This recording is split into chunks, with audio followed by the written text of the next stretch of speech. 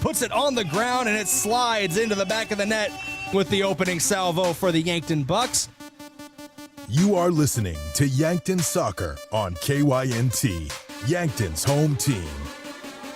Kick up and away off the free kick, and that one curls into the net.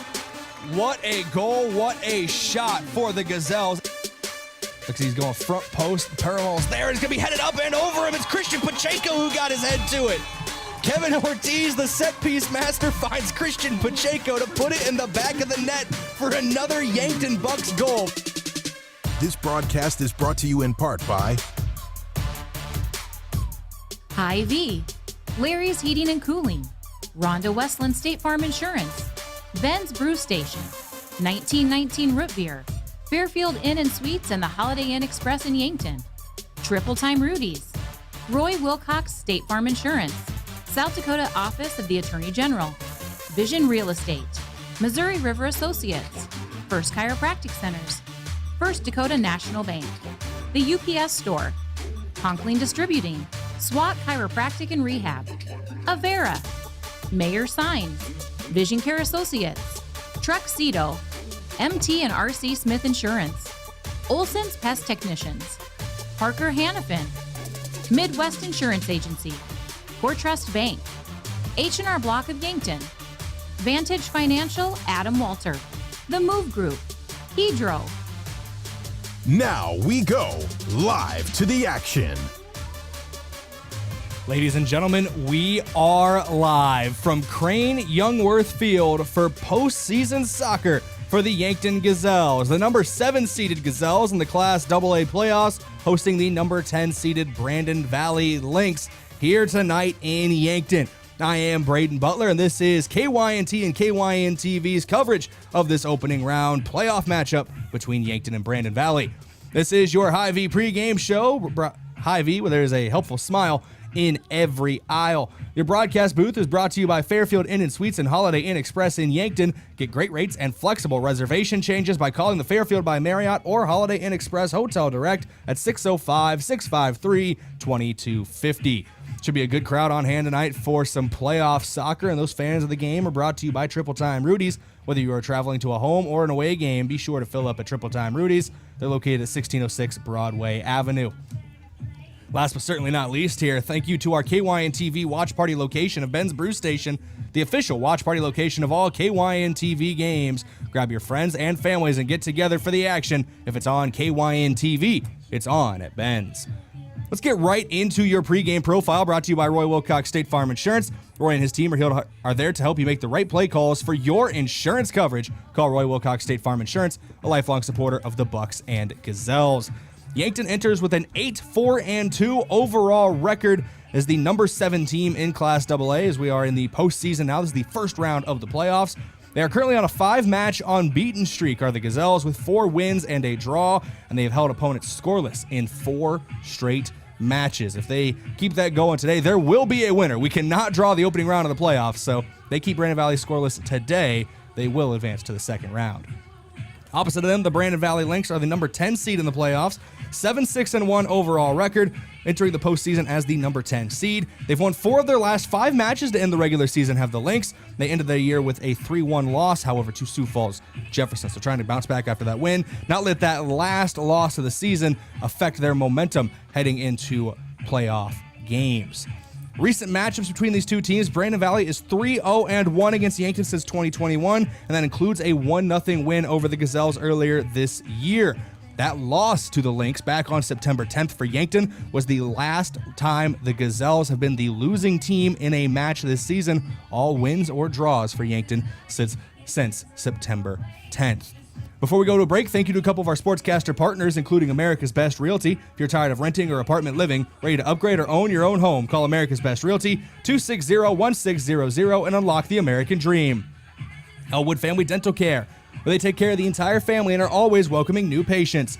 Kaiser Heating and Cooling. When it comes to heating and cooling, be the wiser and go with Kaiser. That's Kaiser Heating and Cooling of Yankton. And Explorers Credit Union. Wherever you want your financial journey to take you, Explorers Credit Union is here to help with a vision of financial empowerment for everyone. Discover the difference at explorerscu.com. When we come back here on KYNT and KYN-TV, we will look at your standings in Class AA, and by that I mean the Class AA playoff bracket. We got some finals already, some other games in progress. Yankton is in the final window of games kicking off this evening. Hopefully we will have all results for you by the time this one is said and done. We'll take a look at that bracket when we come back. Here, this is Yankton Gazelles Soccer, KYNT, KYN-TV. We'll be back in 3 minutes.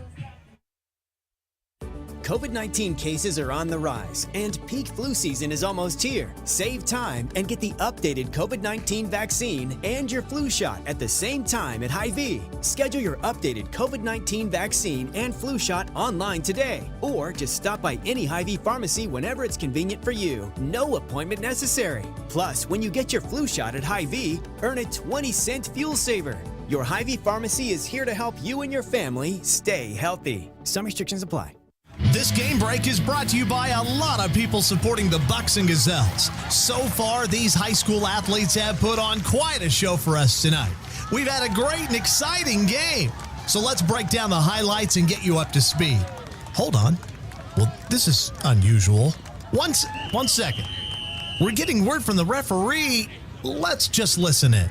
Due to Representative Julie Auck, Lauren Nelson, and the South Dakota Legislature's vote to cut $109 million from South Dakota public schools, we cannot afford to continue.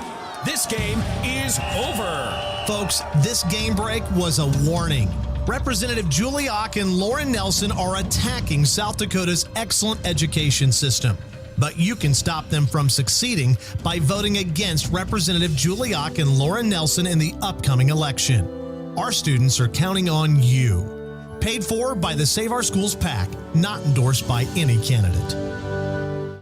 I love 1919 root beer. It's the best over a big scoop of vanilla ice cream. My favorite is just ice cold 1919 poured over crunchy ice. It's so refreshing. It's the creamiest root beer ever. 1919 root beer is the perfect treat. Brewed in small batches with only the finest ingredients. It's the creamiest, full-bodied, alcohol and caffeine-free draft root beer available. It's a taste tradition since, well, 1919. The Boathouse is for everyone. Axe throwing, mini bowling, shuffleboard, beanbag, golf, pool, and darts. Plus awesome food and drinks with lots of cold craft beers and other beverages. Some say the Boathouse is the most fun you can have on land. Trivia on Tuesday nights, music bingo on Wednesdays with live music on Friday night. This is downtown Yankton's fun gathering place for all ages. If you can't be on the boat or at a Bucks or Gazelles game, then it's the Boathouse. Want to take the hassle out of servicing your heating or cooling system? Then sign up for the Kaiser Signature Membership Program. This is Chris Frick with Kaiser Heating and Cooling. Not only will you get peace of mind knowing your units are being serviced regularly, but being a Kaiser Signature member gives you priority service, a discount on parts and labor, and no overtime rates. Take comfort and let our qualified professional technicians keep you running. Be the wiser and go with Kaiser. Kaiser Heating and Cooling of Yankton.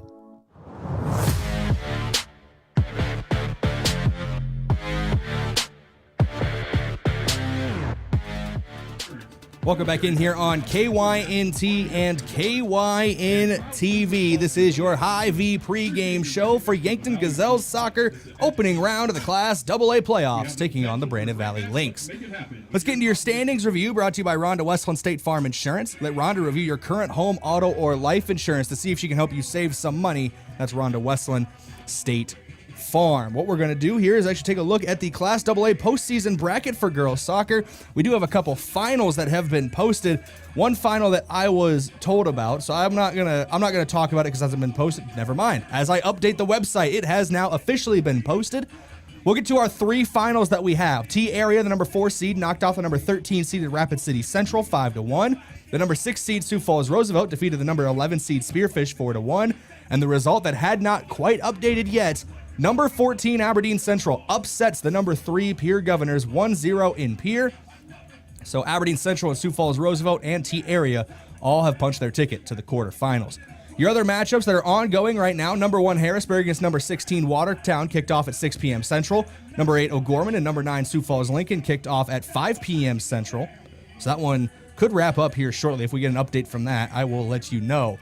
Sioux Falls, Washington, the number 5 seed, is taking on the number 12 seeded Mitchell Colonels. That one kicking off at the same time as our game at 7 p.m. That is the only other 7 p.m. kickoff this evening. Number 2, Rapid City Stevens against number 15 Brookings. That's at 5 p.m. Mountain Time, so that kicked off about 40 minutes ago here on the east side of South Dakota. And then the last game in the first round, number 7 Yankton hosting number 10 Brandon Valley. That game right in front of us here tonight at Crane-Youngworth Field in Yankton. That was your look at the standings, brought to you by Rhonda Westland State Farm Insurance. Let's thank a couple more sportscaster partners before going to our next break, starting with Aztec of Yankton. They're building industry-changing solutions that create life-changing opportunities. Build a career with a group that's built to connect from rock to road, and click careers at aztecindustries.com. Midwest Insurance Agency. See Travis and Whitney Devine at Midwest Insurance for your farm, home, and auto insurance needs. Call today to set up an appointment. One Office Solution, the one source for all your office products, including copiers, furniture, and office supplies. One Office Solution, located next to Pizza Ranch on Broadway in Yankton. And lastly, Graham Tire. If you notice issues with your vehicle, don't hesitate to call the service experts at Graham Tire, because they do more than sell tires. Graham Tire of Yankton, your auto service and tire store next door.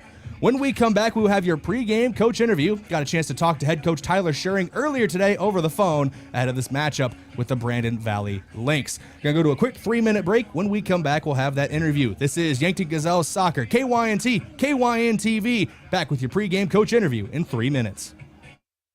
Oh, Sheboygan, I just can't get you off my mind. Your football party will be a touchdown when you serve up Sheboygan brats, summer sausage, cocktail smokies, and natural casing wieners. Game day is better with Sheboygan's. Produced with pride at American Food Groups in Yankton. The way it tastes is simply divine. I got Sheboygan on my mind. Sheboygan. Look at all the pictures of the resort you'd stay in every year. All you need to do is pay reasonable maintenance fees once a year. With any contract that you're signing, read and understand everything. What happens if you cancel? Can you get out of this contract? If you feel pushed into signing the contract, you need to stop and take a step back. If you have questions, contact the South Dakota Office of Attorney General's Consumer Protection Division at 800-300-1986. Are you ready to drive home your savings? For a limited time, Explorers CU is offering an incredible deal on auto loans.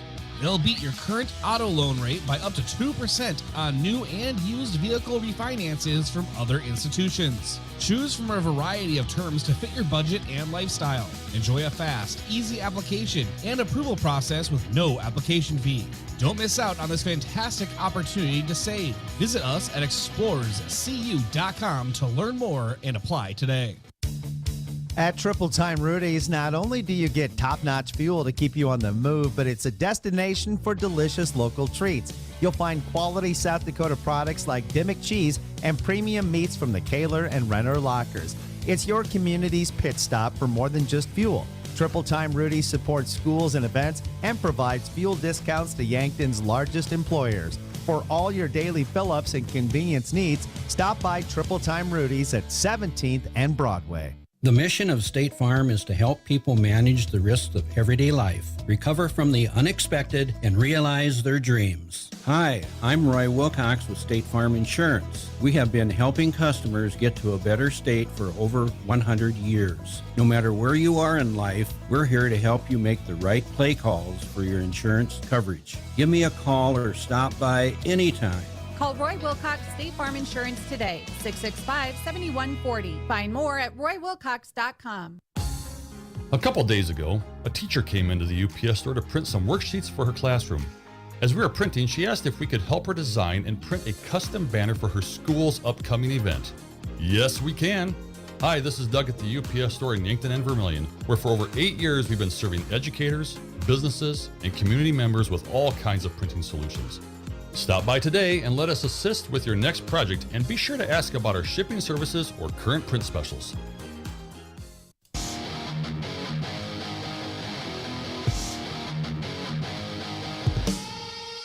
Welcome back in here on the Hy-Vee pregame show. Hy-Vee, there's a helpful smile in every aisle. It's time for your pregame coach interview brought to you by 1919 Root Beer, the creamiest full-body draft root beer available. You can find it in convenience stores, grocery stores, or on tap at local restaurants. Talked to head coach Tyler Schering of the Yankton Gazelles earlier today about this matchup with the Brandon Valley Lynx as the Gazelles look to avenge their regular season loss and move on to the second round of the playoffs.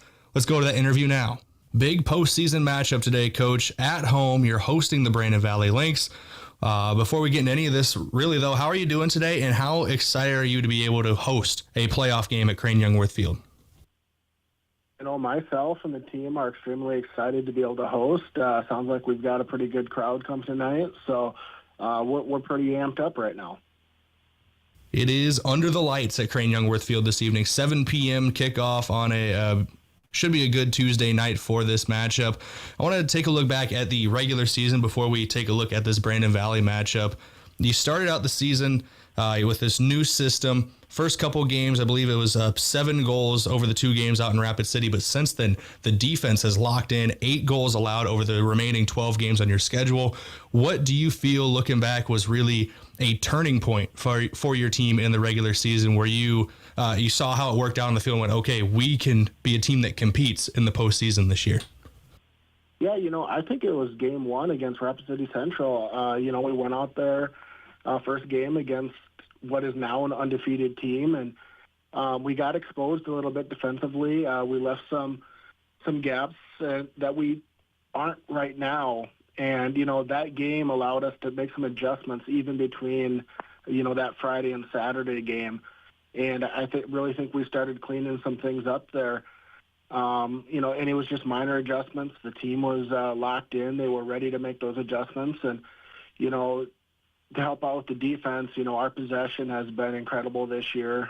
We've been on the front foot, which always makes it better for the defense. And, you know, a lot of times they're just able to sit back there and clean up some counterattacks. And overall, they've done an extremely good job. Looking ahead further in the regular season, the last official blemish on your guys' record was actually this Brandon Valley Lynx team. Since that 1-0 defeat in Brandon, I believe it's a 5-match unbeaten run, 4 wins and a draw. So what do you need? What are you looking for your team to do differently tonight to avenge that regular season loss and move into the second round? Yeah, you know, the first time we played Brandon, we actually played extremely well. We possessed the ball well. We moved the ball well. We were creating shot opportunities. You know, and we didn't give up very many looks on goal for Brandon. So we want to continue that part of the game, but I think we had 18 shots against them the first time, and we need to capitalize a little bit more. We're getting good looks on frame. We need to continue to look for the corners. I think we hit the keeper right at the keeper a number of times in that game. So if we can kind of clean up our finishing, I think that is going to be key for us. And then one final question for you here, Coach. Just what is the mentality like in the locker room with your girls right now? Because last couple of years you've been going on the road in the first round of the postseason to high seeds. Now you are one of the top half teams in the state where you're hosting this first round matchup. How does that change in scenery and just change in overall feel affect the team and how they've entered this postseason? You know, with this group, you know, they're really locked in. It could be very easy for them to get overwhelmed and a little too excited, but you know, our trainings this last week have been really good. They're locked in, ready to play. They continue pushing each other, helping each other. You know, I think they're ready to go, if I'm being honest. Big thank you, as always, to Coach Schering for taking time out of his day to talk to us here at KYNT and KYN-TV. We'll speak with him again in the post-game wrap-up of this match between the Gazelles and the Lynx. We're counting down the minutes to kickoff here on KYNT and KYN-TV. It's postseason soccer in Class AA. We'll be back after this break. Do you want a job that keeps it real? At Truxedo, a real truck company, we keep it real by promoting our values of excellent service, teamwork, accountability, and innovation. Join the Truxedo team and enjoy your next career adventure. We have a variety of openings, including senior EH&S specialist and weekend maintenance technician too. So don't wait. Get up, get out, and apply at realtruck.com/careers and start your next adventure with a career at Truxedo. Is it the competition that keeps bringing you back? The long-standing rivalries? Or is it seeing friends again and cheering on your favorite team? At First Dakota, we're here for it all. We appreciate the fans, the players, the coaches and officials, the concessions crew. The shared community experience is part of what makes life here great. we're here for it. See you at the game. First Dakota National Bank, member FDIC. It's time for your seasonal flu shot. Flu vaccine is recommended for all those aged 6 months and older. Appointments are recommended. Call 665-7841 to schedule yours today. Walk-ins will be accommodated, insurance billing available, and most major insurances are accepted. Visit YanktonMedicalClinic.com to download the flu shot form and for more information. A shot of prevention is worth a season of health. Seasonal flu shots, just one more way Yankton Medical Clinic provides so much care, so close to home. So, you need a new vehicle. What's the best vehicle for you? Where do you get financing? What's your trade worth?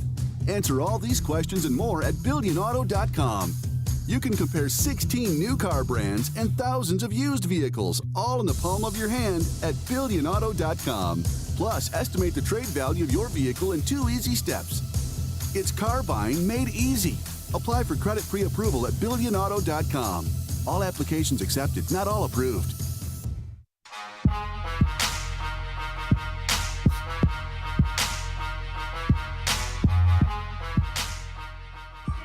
Welcome back in here on KYNT and KYN TV. Still 3 minutes on the scoreboard here, but both teams have taken out to center field. So let's get into your key to the game, brought to you by Vision Real Estate, where their focus is always on you. Your key today for Yankton is going to be capitalizing on opportunities. Yankton was held scoreless in their regular season meeting with the Lynx despite the amount of possession and opportunities that they created. Yankton will need to finish those opportunities today if they want to move on to the quarterfinals of the Class AA playoffs. Your key player brought to you by Missouri River Associates. Looking for insurance agents that have the knowledge to point you in the right direction? Contact Missouri River Associates in Yankton. A key player is Eden Wolfgram. She has been a dominant midfield force for the Gazelles this season and a key to their time of possession. Whether it's winning the ball back from opponents or finding her teammates in space, Wolfgram is a vital part of this Gazelles squad, and they'll need her to be great again today. Some key stats for both these teams to be keeping an eye on, starting with the Yankton Gazelles. After allowing 7 goals in their first 2 matches, they've allowed only 8 in their remaining 12. That is 0.67 goals per match allowed. 4 straight shutouts for Yankton as well to end the year with a goal differential of +20. For Brandon Valley, they've scored 2 or more goals in 8 matches this season. They've only been shut out twice. 4 of their last 5 matches have ended in wins, outscoring their opponents 15-6. The defense has pitched 4 shutouts this season, including 3 in the last month for the Lynx. We're going to go to break. When we come back, we'll have your starting lineups and opening kick here on KYNT and KYN TV. Back after this break with Yankton Gazelles Soccer. FNBO is the great big small bank. And for more than 165 years, we've been with you where you are. A bank that's ready for all your needs, both big and small. Here to help you earn more, save more, so you can do more every step of the way.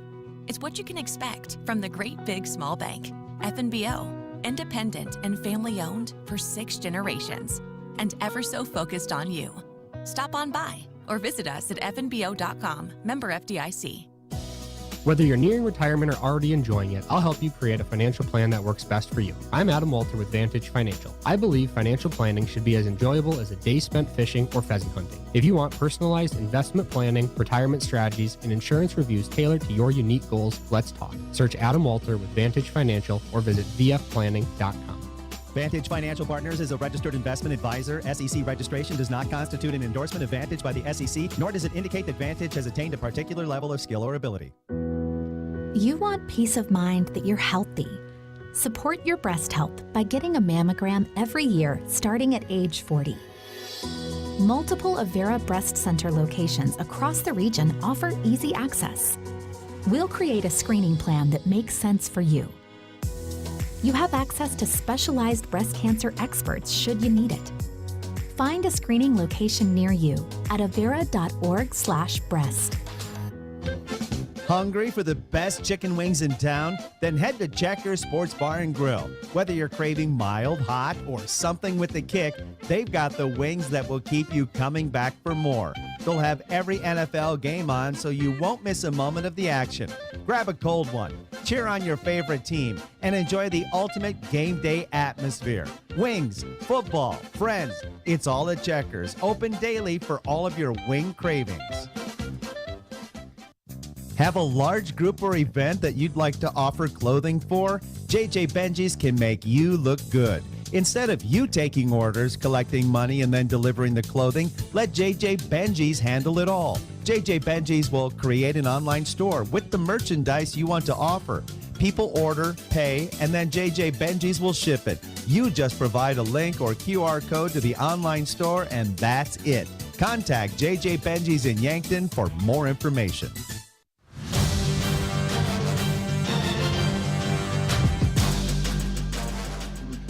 Welcome back in here on KYNT and KYN-TV. It's time for your starting lineups. Brought to you by First Chiropractic Center, making life better one adjustment at a time. They are located at 2507 Fox Run Parkway in Yankton. They just went through the visiting Brandon Valley Lynx here at Crane-Youngworth Field, so we will start with them as well.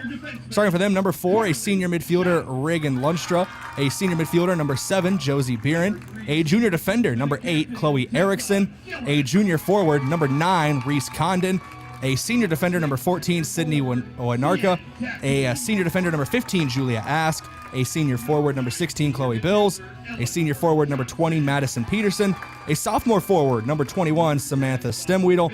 And a senior forward, number 22, Katie Brown. In net today for the Lynx, a sophomore goalkeeper wearing the number 00, Brenna Haas. Opposite of the Lynx are the hometown Gazelles, the number 7 seed hosting this first round matchup. Let's get to their starting lineup. A senior defender, number 2, Carly Chop. A senior defender, number 3, Tessa Gillis. A junior forward wearing the number 6, Cien Tacky. A senior midfielder, number 9, Eleanor Johnson. A sophomore midfielder, number 10, Eden Wolfgram. A senior midfielder, number 14, Haley Luke. A senior defender, number 16, Chloe Foote. A sophomore forward, number 18, Ayana Becker. A sophomore midfielder, number 28, Jocelyn Elwood. And a sophomore forward, number 27, Aviana Seiler. In net today for the Gazelles is number 99, Elena Monin, the sophomore goalkeeper. Your officials of the game are brought to you by the South Dakota Office of the Attorney General. They are the law on the field, and we are ready to go for your opening kickoff. Brought to you by the Boathouse, located in the downtown Meridian District. It's the most fun you can have on land. Head there for great food, fun, and drinks. If you can't be on the boat or at a Bucks or Gazelles game, then it's the Boathouse. Your first half sponsors, as some mid-90s Bulls vibes are being played throughout Crane-Youngworth Field now. Their little intro music. It is playoff time in Yankton. Your first half sponsors for this matchup are First Dakota National Bank, the UPS Store, Yankton Medical Clinic, and MT&RC Smith Insurance. Big thank you to some more sportscaster partners, including the UPS Store, helping small businesses reach their goals in Yankton across from Walmart. Yankton Thrive. They're your one source and resource for all businesses from retail to manufacturing. Go to yanktonsd.com for more. Northtown Automotive, your local Chevrolet, Buick, and GMC dealer. Visit northtownusa.com. And Floor Tech. Whether your home or floor is wet, call Floor Tech 665-4839. The Lynx will kick off. In the center circle right now is Katie Brown, the senior forward.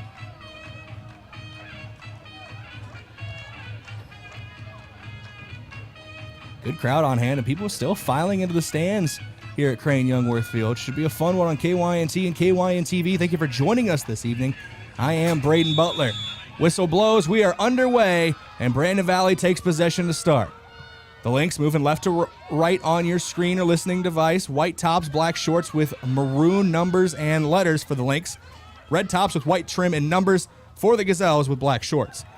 That ball gets pushed downfield and out of play, near side at our position in the Fairfield Inn and Suites and Holiday Inn Express broadcast booth. Throw in from Tessa Gillis goes to Haley Luke. Ball gets played back to Gillis, but taken away by Stemweedle. Ball gets played into the midfield area for Brandon Valley. Elwood trying to win it back, as is Tessa Gillis. Lynx putting the pressure on here early. They got the opening possession, and it's been their possession so far. That being said, we're only 40 seconds into this matchup.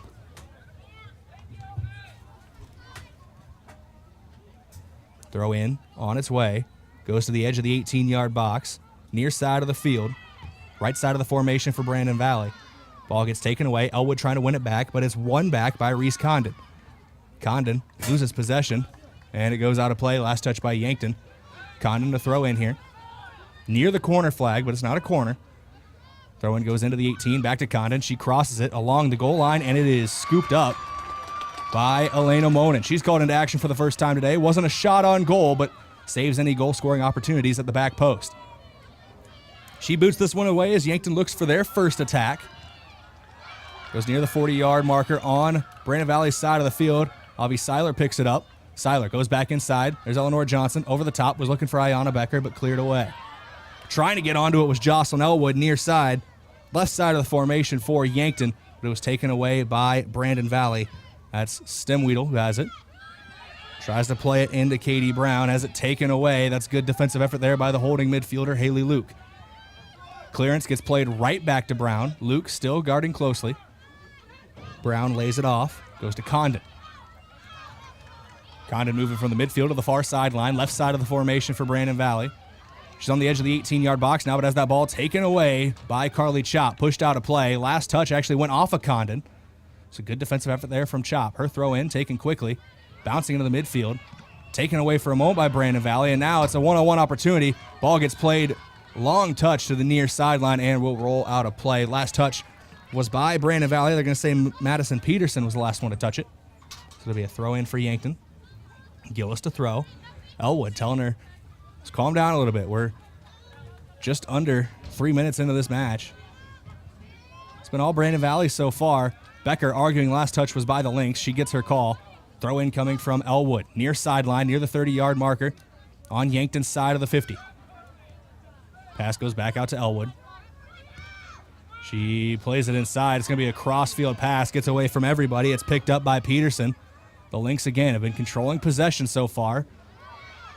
That shot or pass, whatever it was blocked by Haley Luke and then cleared away out of play by the Gazelles. It'll be a throw-in for Brandon Valley. 36:47 to go. Still 0-0. First half of play.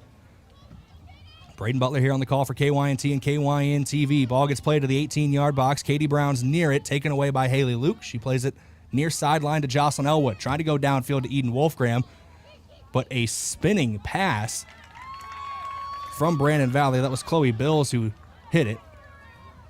Ends up spinning into the gloves of Elena Monin. She boots this one away near the 50-yard marker. Avi Seiler trying to pick it up, hasn't knocked away. Yankton able to keep possession with Eleanor Johnson. Trying to go back to Seiler.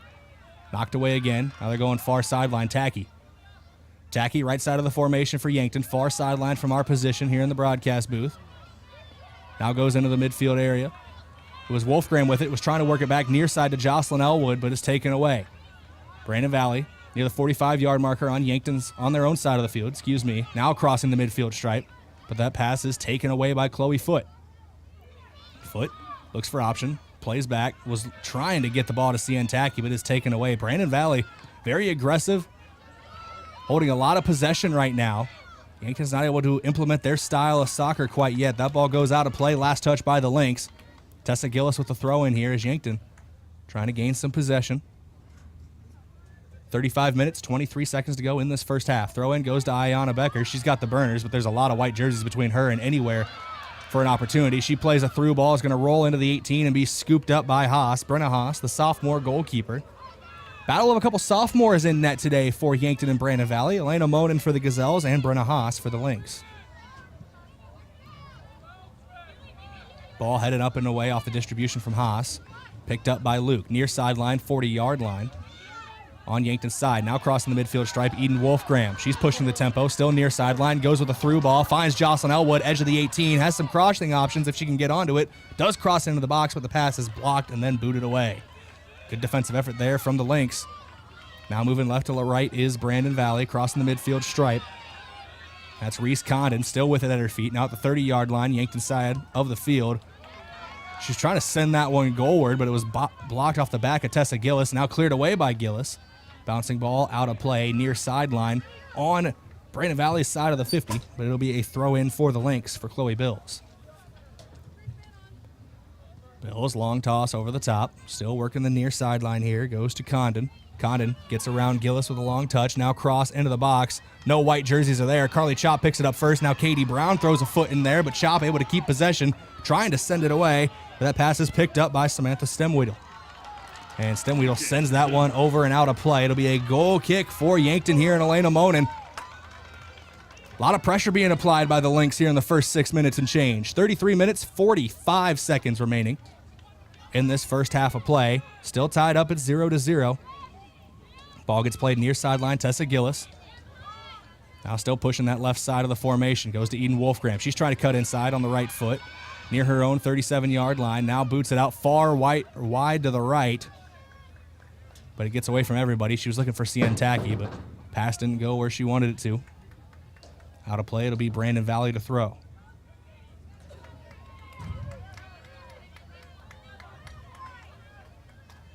Throw in, goes short.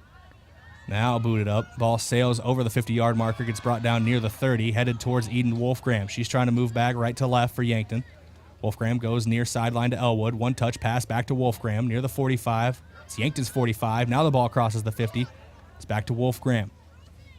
Near sideline, trying to get around the defender. Great defense being played by Reagan Lundstra. And Wolfgram gets brought down by Lundstra. It'll be a free kick given to the Gazelles near the 40-yard stripe. So it'll be Chloe Foote, 50 yards out from goal. Kick being taken by number 16, Chloe Foote. Foote, a senior captain. She'll play it short to Jocelyn Elwood. Still plenty of Gazelles on the edge of the 18. We'll see what Elwood can do here. She's going to swing it near Wolfgram. One touch, gets it around the defender, pops it up. It's going to take one hop into the gloves of Haas. Just to the right side of the goal, right side of Yankton's formation, would be the left of the goalkeeper, Haas. She boots this one away. It's going to take one hop near the 45. It was actually knocked back by Jocelyn Elwood, picked up by Ayanna Becker. Yankton with it in Brandon Valley territory, near the 35-yard marker here at Crane-Youngworth Field. Now into the midfield. Pass back to Becker. She's going to play it wide out to the right. Tacky is near it, but it is taken away. That passing lane was cut off by Madison Peterson. Ball goes out of play. Last touch, Brandon Valley. So it'll be a throw-in for Yankton. Chop to take it near the 20-yard marker on Brandon Valley's side of the 50. Ball gets headed away back to Johnson. She plays it into the midfield. Eden Wolfgram battling for the ball here. It's Lundstra again. She just got whistled for a foul for some heavy contact earlier with Wolfgram. Pass goes near sideline to Elwood. Now they're playing it back near the midfield stripe. Still near sideline, Tessa Gillis. Pushing the ball forward. One touch pass from Wolfgram goes to Elwood. Elwood back to Wolfgram. It's not quite a give and go, but a little back and forth between Wolfgram and Elwood. Now the ball is taken away by Brandon Valley. Pushing into Yankton territory is Katie Brown, the senior. Has it knocked away from behind. Haley Luke got a touch to it and then actually went off of Brown out of play. So it'll be a throw in for Yankton. Gillis to throw. Goes near sideline. Ayanna Becker brings it down off the knee. Possessing the ball, has two defenders on her. Now spins out of it. Gets past her first defender initially. Now holds up a little bit in the midfield near the 45-yard marker on Brandon Valley's side of the 50. Pass goes to Cien Tacky. Far sideline. Cutting back into the middle. Back out wide to Eleanor Johnson. She knocks it back to Carly Chop. Far sideline right in front of the benches here at Crane. Ball gets played all the way back in Yankton territory. It's actually going to roll all the way back to Elena Monin now. That pass played back by Chloe Foote, so she has to stop it and boot it. Monin does that well, but it's picked up by the Lynx. Brandon Valley trying to form an attack here. Shot taken from a long way out, hits the crossbar and goes over. That was almost a sensational opening goal there from Brandon Valley. But with 30 minutes and 5 seconds to go in this first half, we're still tied at 0. Here's a goal kick from Elena Monin. And a big thank you to one of our sportscaster partners in Sherco. They're a proud supporter of Yankton Sports. We need to be sure and make it Sherco. Goal kick played short near sideline, goes to Tessa Gillis. Gillis splits the gap with a pass, goes to Ayanna Becker. She's cut down, but gets it out to Jocelyn Elwood. Trying to take it away was Brandon Valley, but now getting through the doors is Elwood's pass to Ayanna Becker, trying to get around the defender. Does initially. Great defense being played. Good body blocking from Brandon Valley. And now booted out of play. I believe that's Chloe Erickson who's throwing the body blocks. But now a throw in for Jocelyn Elwood right in front of the student section here at Crane-Youngworth Field. Good student contingent on hand. Great student contingent on hand. Just keeps going up. The farther I lean out the window, Ayanna Becker brought down in the box. No whistle blows. Student section not happy about it. Ball gets cleared away out of play by Brandon Valley. We have two balls on the field at once. This should lead to a stoppage of play if somebody sees it. It looks like Katie Brown's going to see it first. Shot taken on goal, scooped up by Haas. Brown for Brandon Valley got the other ball out of play. There will be no stoppage, but a good save from Brenna Haas as well. She boots it away, bounces near the midfield stripe. Picked up by Yankton. Now crossing back into Brandon Valley territory in the midfield. It's Eden Wolfgram. Now she passes back over the stripe. Chop has it. Yankton side. Now far sideline. Ball goes to Tacky. She plays it over the top looking for Avi Seiler. Touch from the Brandon Valley defense. Trying to get it to Eleanor Johnson was Seiler. But the ball gets knocked back. Yankton with possession in their defensive third again. Going near sideline. Tessa Gillis. Gillis near their own 40-yard line has her pass taken away. But the ensuing pass from the Lynx is cleared away by Chloe Foote. Brought down. It's going to be picked up by Reese Condon. Condon trying to find a through ball there. Does find Peterson far sideline. In Yankton territory near the 25-yard marker.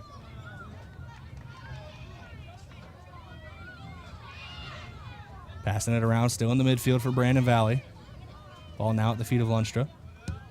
And a long, I want to say shot. It was sent goalward, and nobody was there for Brandon Valley to try to pick it up. It goes wide to the right. So it'll be another goal kick. And some substitutions being made for Yankton. Hannah Kruger, Remy Winslow, Lucy Johnson, and Ava Haar all checking in. Eleanor Johnson, Haley Luke, Tessa Gillis checking out. And Cien Tacky as well. That was the fourth Gazelle. Quartet of Gazelles substituting on there. Brandon Valley still with their starting 11. 27-17 to go as that pass goes out wide, far side, and out of play. Brandon Valley brought a little bit of a student section as well. Brandon, not the farthest trip for anybody coming to Yankton, but still over an hour. Carly Chop with it, tries to push the ball far sideline down the right flank of the Yankton formation, but it goes out of play right in front of the Brandon Valley bench. Floodlights are on here at Crane-Youngworth Field. We are under the lights on a Friday night for this one. Ball gets knocked out of play again. Still Brandon Valley to throw. Long throw in taken over the top, looking for Katie Brown. Headed away by the Gazelles. That's Chloe Foote. Now Carly Chop clears it. Goes to Eden Wolfgram. Goes off the side of Wolfgram's head. Pass goes to Ayanna Becker. Stops her momentum. Now starts it again. Gets around the initial defender. Long touch. Lays that off actually to Jocelyn Elwood. Back inside to Becker. Played back to Eden Wolfgram from the 25-yard line. She takes a long shot, but it actually goes through the uprights. It'd be good on Fridays, but today it ends in a goal kick. 26-11 to go in this first half of play. Still 0-0 on the scoreboard. This is the opening round of the Class AA soccer playoffs. Winner of this match will face the winner of Rapid City Stevens or against Brookings. That's the 2:15 matchup. That will take place on Saturday. Brandon Valley with it in the midfield area, their own side of the 50, near their own 35-yard line. Taken away by Yankton. Here's Kruger with it now, near side of the field. Left side of the formation for the Gazelle. She was trying to find Elwood on the pass, gets knocked away, but it falls to the feet of Eden Wolfgram. Wolfgram back to Remy Winslow. Now out wide to the right, was looking for Lucy Johnson.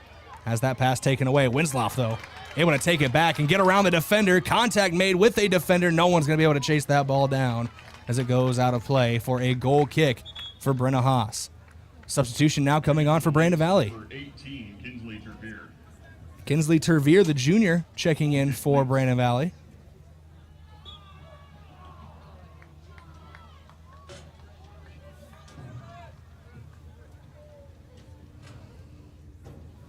Goal kick taken by the Lynx here. It's going to be brought down near the 40-yard marker by Jocelyn Elwood. Has it taken away for a moment. Kruger picks it up, sends it downfield to Ayanna Becker. One touch inside, goes to Eden Wolfgram. Wolfgram trying to split the gap and find Jocelyn Elwood, but a good clearance there by Chloe Bills. You know, earlier on in the season, stay sunlight all night long, but now I got to turn on the light in the booth. It's getting dark here at Crane-Youngworth Field. The floodlight's still on. Brandon Valley takes possession, now crossing the midfield stripe. Long touch over the top. Chloe Foote is near it. Elena Monin calls her off. As that ball rolls all the way into the gloves of Monin inside her own 18-yard box. She boots this one away. Brought down by Condon, but picked up by Yankton. Here's Eden Wolfgram outside, near side of the field to Elwood. Back into Wolfgram. She goes from the midfield to the left side of the formation. Does Wolfgram with the ball, still with it at her feet. Looking for options, trying to push the tempo and switch play. Had Lucy Johnson far sideline, but passing lane was cut off. And Jocelyn Elwood actually wins it back for Yankton. Goes inside to Wolfgram, back near sideline to Elwood. Back across the field looking for Lucy Johnson again. Gets past everybody. That one's going to go out of play. That defender on the far sideline is Kinsley Tervier. She's the one nearest to the ball. Tervier off the throw-in. Pops it up and over the defense. Ava Haar able to boot it away for a moment, but it's picked back up by Brandon Valley. There's Katie Brown with it near the midfield stripe, now pushing into Yankton territory. She lays it off to Condon. Condon trying to get around the defender Haar. Now gets around Kruger as well, going to the near sideline, edge of the 18-yard box. Couple more defenders get in. Condon trying to cut inside near the goal line, but it goes out of play. Went out over the touchline, so it will be a throw-in. Near the corner flag. Throw-in goes to Chloe Bills. Edge of the 18. Now she plays it back. And that one's going to be sent goalward. Cleared away by Chloe Foote. It's going to land near the 40-yard line. Still on Yankton's half of the 50. Pass gets played to Stemweedle. Now back to Lundström. Couple touch passes. This one's sent goalward, but nobody's going to pick that one up before it goes over the goal line. Goal kick for the Gazelles after this substitution. Looks like Avi Seiler checking out of the match. Number 3, Tessa Gillis checking in. Elwood's going to go up and play as a forward with Ayanna Becker, and Gillis is going to check into the midfield. She'll go to the left side of the formation. It is a 3-5-2 formation for the Gazelles. 3 at the back, 5 in the midfield, 2 attackers. Your forwards are Elwood and Becker. Pass goes to Gillis. Doesn't take the bounce she wants and goes out of play. Throw in here for Brandon Valley. They're trying to get to Katie Brown. Hannah Kruger trying to deny that. Whistle blows after some heavy contact, and it will be a free kick given to the Gazelles. 21 minutes, 55 seconds to go in this first half of play. Still 0-0. Big thank you to some of our sportscaster partners, including State Farm, Roy Wilcox. They'll help you make the right play calls for your insurance coverage. And Pizza Ranch. For legendary chicken and the best pizza, it's Yankton Pizza Ranch on Broadway or over the phone. 665-1222. Ball goes out of play. Last touch by Yankton. So here's a throw in for Brandon Valley. Reese Condon to throw. Check that. She'll drop the ball off. It'll be Chloe Bills to throw. Bills with a throw in. Brought down by Kruger. Goes to Wolf Graham. Still working that near sideline of the Gazelles. Gillis trying to push the tempo, but it's knocked away. Ava Haar takes a touch. Now to Kruger. Her pass downfield goes to Elwood. Back inside to Wolf Graham. Gazelles starting to go forward. But now they hold up play again. Pass goes into the midfield. Ava Haar. Haar gets under this one. It's going to come down off the chest of Jocelyn Elwood. She's trying to maintain possession. Gets it cleared away, but Tessa Gillis picks it up for Yankton. Played into the midfield. It's on Brandon Valley's side of the 50. Now out wide to the right of the formation. Far side of the field from our position. That was Lucy Johnson. Now back to Carly Chop. It's in the defensive third for the Gazelles. Chloe Foote working around that defensive back line. Goes to Hannah Kruger near sideline. 20 minutes, 35 seconds to go in this first half. Still 0-0. As that pass goes out of play, it'll be a throw in for Brandon Valley. There's a trio of Lynx waiting to check in on the far sideline.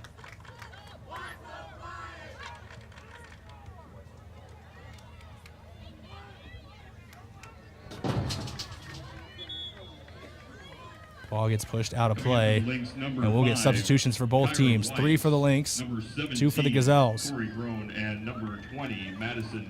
Kyra Weiss checking in.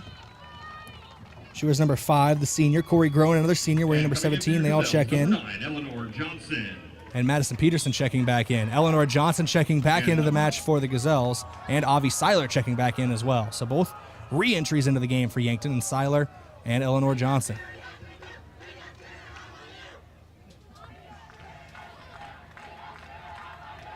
Two student sections exchanging chants. Something you love to see, just kids being kids. That one gets knocked out of play near sideline. Last touch by the Gazelles. It'll be a throw in here for Reese Condon.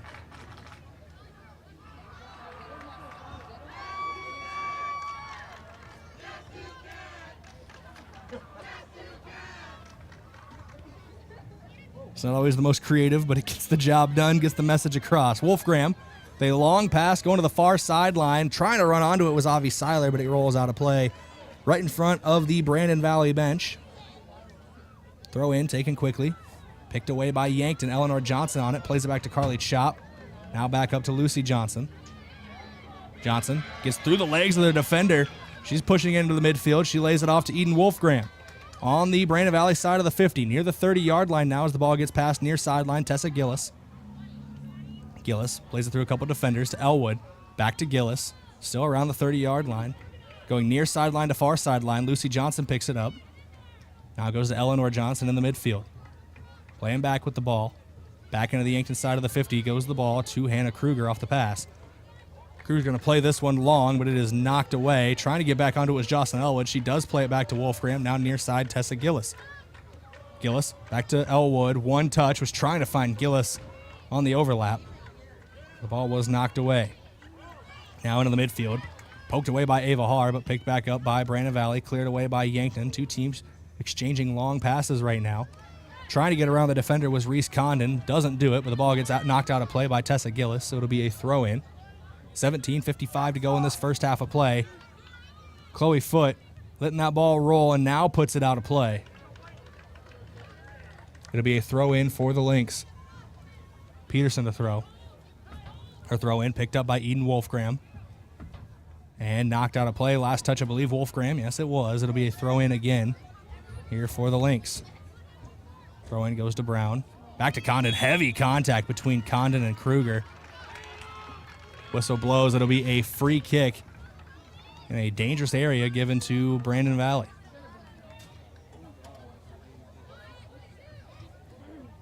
Big thank you to Stockman's Motorsports. They're a proud supporter of all area athletes. They'll get you in the fields, in the woods, or wherever you like to go with a full lineup of Rangers and Sportsmen.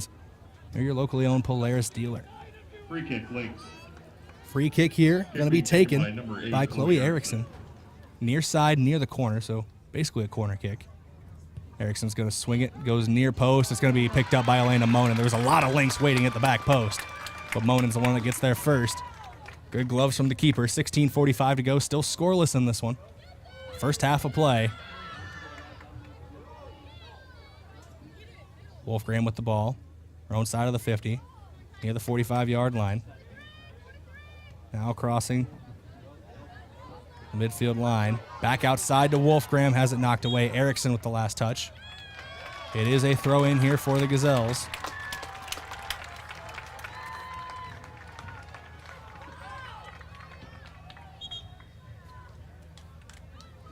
Actually, I can say it was an infraction before it goes out of play. It'll be a free kick given to Chloe Foote. Free kick, Gazelles. Kick being taken by number 16, Chloe Foote. A lot of Gazelles waiting on the edge of the 18. This one played in over the head of Jocelyn Elwood, but getting there first is Brenna Haas. Heads up play by the goalkeeper.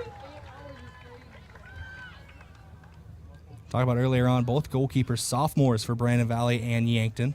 It's Haas for the Lynx and Monin for the Gazelles, but both of them have made some very heads up plays so far, despite their younger age. Ball in the midfield, taken away by Ava Haar for Yankton. Crossing the midfield logo right now is Eleanor Johnson. Johnson goes to Wolfgram. Through ball played. Elwood running onto it. Haas still at her post. Shot taken, parried away, and saved by Brenna Haas. Great play by the goalkeeper in net for Brandon Valley. Still scoreless here. 15:19 to go in the first half of play. It's 0-0. Ball gets brought down initially by Tessa Gillis, but picked up by the Lynx. Played over the top, goes to Katie Brown, taken away by Ava Haar, and now Kruger is trying to clear it away. Wolfgram near it, bouncing away from everybody. Now it goes to Eleanor Johnson. She plays it up top to Jocelyn Elwood. Now to Avi Seiler. Seiler got a lot of white jerseys around her, but able to beat around the corner. She's into the 18-yard box. Seiler puts on the brakes, edge of the 18, far side of the field from our position. Now she's running back onto the ball, looking for any options. We'll try to get it to Wolfgram in the midfield, but taking the ball away. Good job playing the passing lanes is Reese Condon. Condon goes to Groen. Groen has the ball taken away. She was trying to lay it off back to Condon. Gillis ran onto it. Wolfgram there now as well. Condon wins possession. Ball gets played near sideline to Bills. Yankton's side of, check that, Brandon Valley's side of the field. Yankton possession. This ball went out of play. Coming in for the we'll get some substitutions here. Ariana Valley, number 24, Faith Van Voorst. Faith Van Voorst and Ariana Valley checking in. 14, Haley Luke, and number 18, then it's Haley Luke and Ayanna Becker checking in as well. Becker and Luke replace Ava Haar and Tessa Gillis. So Jocelyn Elwood moves from a forward to a midfielder again on the left side of the formation. And Becker joins Avi Seiler in that strike partnership. Off the throw in, it's headed down by Brandon Valley, picked up by Elwood, trying to get it inside to Wolfgram. Pass knocked away, but Eleanor Johnson is able to run onto it and keep possession for Yankton. She plays it back to Cien Tacky. Tacky, far sideline, gets around a couple defenders. Still looking for options. Far sideline, plays it through. Avi Seiler trying to run onto it near the corner flag, keeps it from going out of play, but now able to clear it away as Brandon Valley. This one pushed back into the 18. Cien Tacky trying to pick it up. Edge of the box, heavy contact. Player goes down for Brandon Valley. Didn't quite see who it was, but it'll be a free kick given to the Lynx. That is number 18. That is Kinsley Tervier, the junior, who went down and drew the foul. Free kick for Brandon Valley. 13 minutes, 10 seconds to go. Just over a baker's dozen left in this first half. Neither team able to score yet. Still 0-0. Free kick goes off of Yankton and out of play. I believe that was Tacky who got a touch to it. It'll be a throw in here for Condon. Reese Condon goes short with the throw. Knocked back by Yankton, but picked up by Condon. Trying to get the ball back near the midfield logo is Avi Seiler. This one's sent a long way downfield. It's actually going to one hop into the gloves of Elena Monin. Big clearance there from Brandon Valley. The Lynx were on the attack early, but it's been Yankton who's been knocking at the door as of late. Distribution for Monin off the head of Wolfgram. Trying to clear it away. Does clear it away as Brandon Valley, but it's picked up by Hannah Kruger. Kruger going near sideline. Gets played off of Peterson. It'll be a throw in for Yankton. Kruger to throw. Throw in goes short to Jocelyn Elwood. Back to Kruger. Kruger trying to clear it downfield, goes off of Condon, and now Condon just clears it out of play. It'll be another throw in for Yankton. Looks like a substitution waiting to be made as well. They don't whistle for it. Actually, it's a free kick given to the Gazelles. Chloe Foote to handle it. No substitution. We'll have to wait a little longer for that sub. Ball gets played downfield. Ayanna Becker with it near the 30-yard marker on Brandon Valley's side of the 50. But the Lynx able to get it back. Seiler trying to take it back. Loses her footing a little bit. Got tangled up with a defender from Brandon Valley. I believe that was Corey Groen. Clears it downfield, but picked back up by Wolfgram. Wolfgram making moves in a phone booth. Had 3 defenders on her. We'll play it back to Kruger. Kruger trying to go near sideline. Left side of the formation to Elwood, but it got too far out of play. Throw in from Brandon Valley. Goes to Reese Condon. Condon trying to bring it down near sideline. She is a lot of heavy contact by Hannah Kruger. And a free kick will be given to Brandon Valley. We are at 11 minutes to go in this first half of play. It is 0-0 in the opening round of the Class AA playoffs. Free kick for the Lynx. It's Chloe Erickson who stands over it.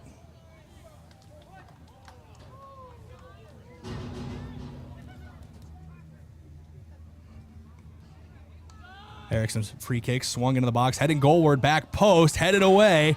Might have been parried away by Mona. Another shot taken, goes off of a defender. Trying to run onto it is Jocelyn Elwood. She keeps it from going over the goal line, so it's going to be a throw-in from near the corner for Brandon Valley. It was a dangerous situation off that free kick. Brandon Valley was in a very good spot to potentially score off that one.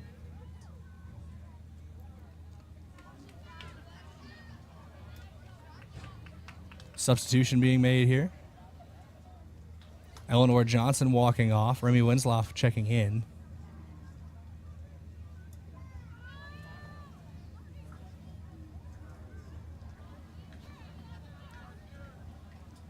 Let's see if Johnson went down for a second. She's talking to the athletic trainer, Trevor Woods.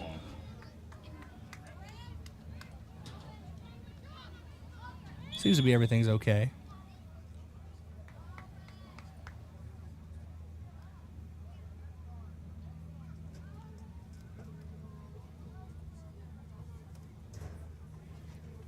Seems like the ball was tossed in, but they weren't ready for it yet.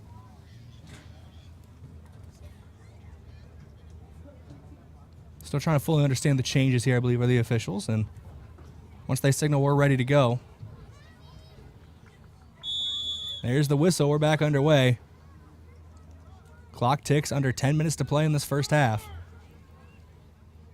That one touched by Elwood, goes out of play over the goal line. It'll be a corner kick for Brandon Valley. Another set piece for the Lynx. We'll get some substitutions here for both teams. Coming in for the Avi Lynx, Seiler number checking 11, out. Austin Nelson, and coming in for your Gazelles, number 19, Chloe Blum. Chloe Blum checking in. She replaces Avi Seiler. And checking out for the Lynx is Corey Groen. And checking in is the freshman, number 11, Austin Nelson. Erickson for the corner. Right-footed corner, so it should swing out from goal. Heading back post, tipped by Monin, headed up. There's a player in the net for Brandon Valley, and what a save from Elena Monin. Reaches up and grasps that one. Great save there from the sophomore. Keeps us scoreless. 9 minutes, 5 seconds to go in the first half of play. Great run of a couple of saves there from Monin, keeping us in our 0-0 deadlock. Those saves brought to you by Sherco. We need to be sure, make it Sherco. Condon with it again. The Lynx applying pressure. Brandon Valley is on the hunt right now into the 18-yard box. Trying to keep possession. Does keep possession as Peterson. Looking for a cross. Cleared away by Chloe Foote. Peterson goes down. No whistle blows. Yankton moving right to left. Long pass down the left sideline. Looking for Ayana Becker. Cleared into the stands. It'll be a throw-in for Yankton. Coming in for the Lynx, number 12, Marley Alexander, and number 13, Shaylee Arredondo. And coming in for your Gazelles, number 13, Ava Haar, and number 7, Lucy Johnson. Lucy Johnson and Ava Haar both checking in. Substitution is being made for Brandon Valley as well. Number 13, the sophomore Shaylee Arredondo checking in. And number 12, the senior Marley Alexander.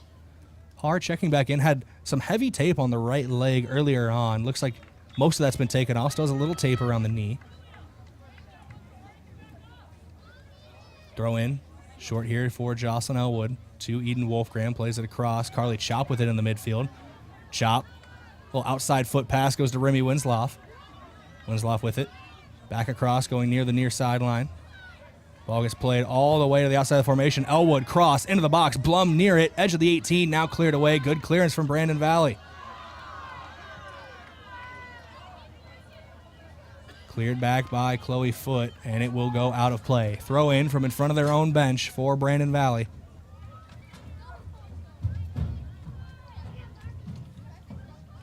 Overhead toss. Loops in. Trying to win that ball back was Carly Chop, but it's picked up by Reese Condon. Condon has a shot taken a long way out. It's going to go wide to the right and out of play.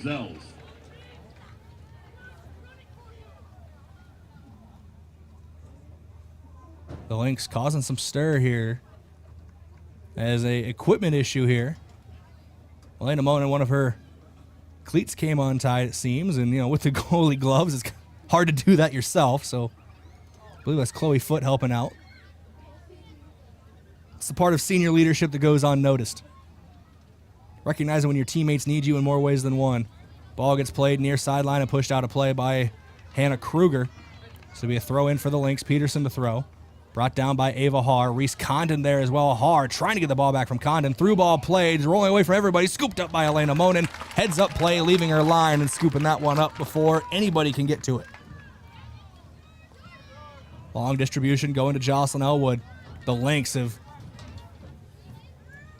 been on the attack here as of late with time winding down in the first half. Now under 6 minutes to play. Taken away by Peterson. Ball gets played through. Taken away by Chloe Foote.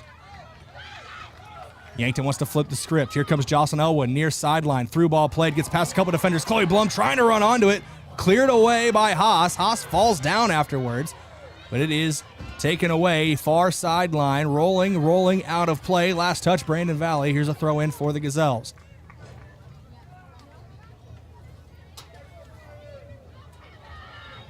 Ball gets pushed out of play again. Last touch by Yankton, so here's a throw in for Brandon Valley. 5:24 to go. Far sideline. Right in front of Brandon Valley's bench. A couple substitutions being made here. For the Lynx, number 22, Katie Brown, and in for your Gazelles, number 27, Avi Seiler. It's a couple of forwards subbing in. Katie Brown comes in for the Lynx. Avi Seiler comes in for the Gazelles. Seiler replaces Chloe Blum. Joins a strike partnership with Ayana Becker.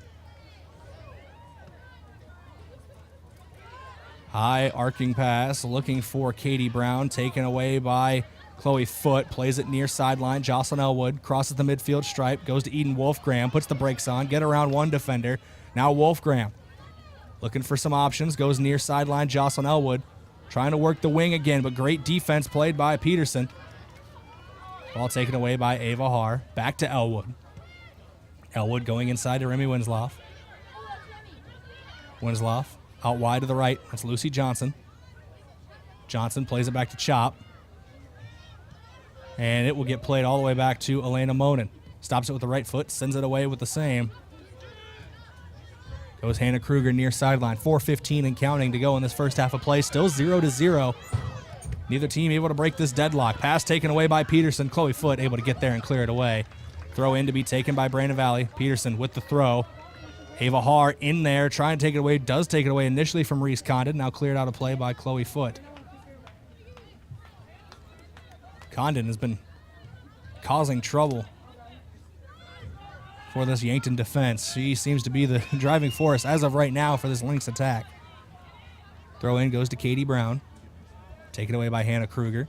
And now here's Eden Wolfgram. Wolfgram going to send it long downfield. Ayanna Becker, a lot of space to run into. She's trying to beat the defense to the ball. Does get it, keeps it in the field of play. Now she's near sideline edge of the 18. Cuts back, pass inside, looking for Seiler. Cleared away, only as far as Jocelyn Elwood. Elwood goes to Wolfgram. Back to Elwood. Near sideline, gets around the initial defender. Now across, edge of the box. Trying to get the clearance away. Does clear it away, only for a moment. Here's Eden Wolfgram. Shot taken, long way out. Haas diving, gets the gloves to it and knocks it out of play. But it's a corner kick for Yankton.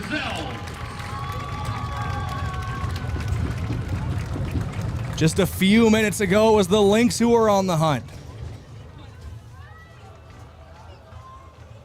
The Gazelles trying to turn the predator into prey. Here with this corner kick. It looks like Elwood and Wolfgram are going to go far sideline. Elwood to take the corner. Wolfgram there playing it short. It is a left-footed kick from Jocelyn Elwood. Should swing towards goal. Wolfgram now running away from the ball. Here's a corner from Elwood. Bouncing ball, edge of the box, goes off of Lucy Johnson and out of play.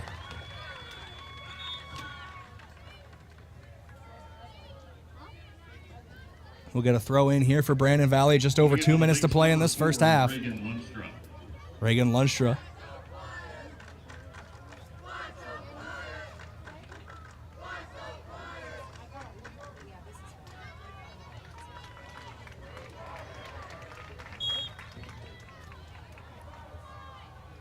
Throw in for the Lynx here. Now under 2 minutes to play officially.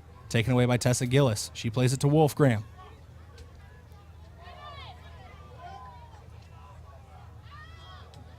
Ball gets played to Elwood, but it goes out of play. Last touch, Brandon Valley. Throw in, cleared away by Brandon Valley again off the throw. So it's going to be another throw in taken by Jocelyn Elwood. Goes to Eden Wolfgram. Wolfgram sending it near back post. And it's going to be scooped up by Brenna Haas. Trying to run onto it was Avi Seiler, but it is Brandon Valley possession. Haas sends this one away. Trying to win that ball back are the Gazelles, but that is picked up by Arredondo. Far sideline, now knocked out of play. It's going to be another throw for, no, it's going to be a free kick for Brandon Valley. Just over 60 seconds to play. We're getting down to crunch time in this first half. Nobody needs to have a lead going into the halftime break, but both teams want one. 1 minute remaining. Now under a minute to go. Erickson to take this free kick. Getting some last minute instructions from her head coach. And Erickson sends this one away. It's going to drop in the 18-yard box. Goes off of Tessa Gillis. Headed up and away. Knocked back by Chloe Foote. Still in a dangerous area. Gillis able to get it back and send it away. Becker was trying to run onto it, but it's knocked up out of play. Last touch by Marley Alexander. Yankton, not a lot of time. Just over 30 seconds to go. Throw in goes to Eden Wolfgram. Wolfgram goes around the corner, trying to get it to Ayanna Becker. Knocked back to Wolfgram. Near the 50-yard marker. 22 seconds to go in this first half. Elwood tries to keep it in the field of play. Does not. It will be a throw in for the Lynx. Under 20 seconds to go. Brandon Valley trying to move quickly. Quick throw in goes to Katie Brown. She's covered closely by Tessa Gillis. Brown still near sideline, trying to hold possession. Under 10 seconds to play. Brown and Gillis battling for the ball. Gillis takes it back. Whistle blows. We're under 5 seconds to play. Free kick will be given to the Gazelles, but I believe the clock will run out here in this first half before that free kick can be taken. Attacks and opportunities for both teams, but as it stands, we are deadlocked. Heading into the halftime break, 0-0 is your score? That scoreboard update brought to you by SWAT Chiropractic and Rehab. They're the go-to place for specialized wellness and therapy. Visit them at swatchiropracticandrehab.com. Your first half sponsors were First Dakota National Bank, the UPS Store, Yankton Medical Clinic, and MT&RC Smith and Insurance. This half break brought to you by Alani New Energy Drinks. Increase physical performance and boost focus with just 10 calories, no sugar or gluten. Alani New Energy Drinks are a healthy way to fuel your fun. We'll be back with your halftime report in a couple minutes. 0-0 your score here on KYNT and KYN-TV. Back in 3 minutes. My name is Dr. Gibson, and teaching allows me to show my compassionate spirit.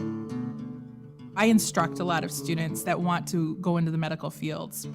If I can teach them how to be compassionate and look out for others and even help each other, they'll be better in their careers. They will be better physical therapists, better doctors, better nurses. Show your spirit at Mount Marty University and schedule a tour today at showyourspiritmmu.com. Did you ever hear that cheese is the favorite food of all mice? Well, that's just a myth. Here's the fact. Mice love all food, often eating up to 8 pounds of it in their lifetime. Mice spread disease through urine, droppings, and dander, contaminating food and surfaces like counters and floors, and that's no myth. A pest professional is your best defense against the devastation rodents, termites, roaches, and ants can cause to your home and family. Olson Pest Technicians, 1-800-KIL-BUGS. Are you suffering from a recent injury or chronic pain? Come see us, Lane and Reed Sawatsky at SWAT Chiropractic and Rehab. We offer a wide variety of techniques to meet every patient's need and preference, including adjustments, dry needling, acupuncture, cupping, and rehabilitation. We are dedicated to providing personalized and effective treatment plans to help you perform at your highest level and feel your best. Whether you're dealing with back pain, neck pain, or a sports injury, we've got you covered. Go to swatchiropracticandrehab.com to schedule an appointment. Did you know Sherco offers more than egg tarps? As an industry leader in construction, waste, and flatbed tarping systems, Sherco offers manual and electric tarp systems for not only grain trailers and grain carts, but also side dumps, end dumps, belly dumps, roll-offs, flatbeds, and more. To learn more, give us a call at 1-800-474-8756 or find us at Sherco.com. Demand the best, demand Sherco. So I switched my insurance to State Farm, and get this. I talked to an actual State Farm agent who lives in my actual town. And get this. My actual agent in my actual town gave me actual help with the coverage I needed. And get this. My actual agent in my actual town who gave me actual help actually knows my name. And get this. They actually say it's called service. Call State Farm agent Rhonda Westland at 665-4411. Sports injuries can be the result of competitive activities, but can also happen by just participating in leisure activities too. If you're experiencing pain as the result of your chosen activity, consider chiropractic care. I'm Dr. Mackenzie Erlinson with First Chiropractic Centers. We have experienced chiropractors that work with sports injuries every day. Our treatment options are aimed to minimize pain, reduce recovery time, and reduce risk of future injuries. Visit First Chiropractic Centers, making life better, one adjustment at a time.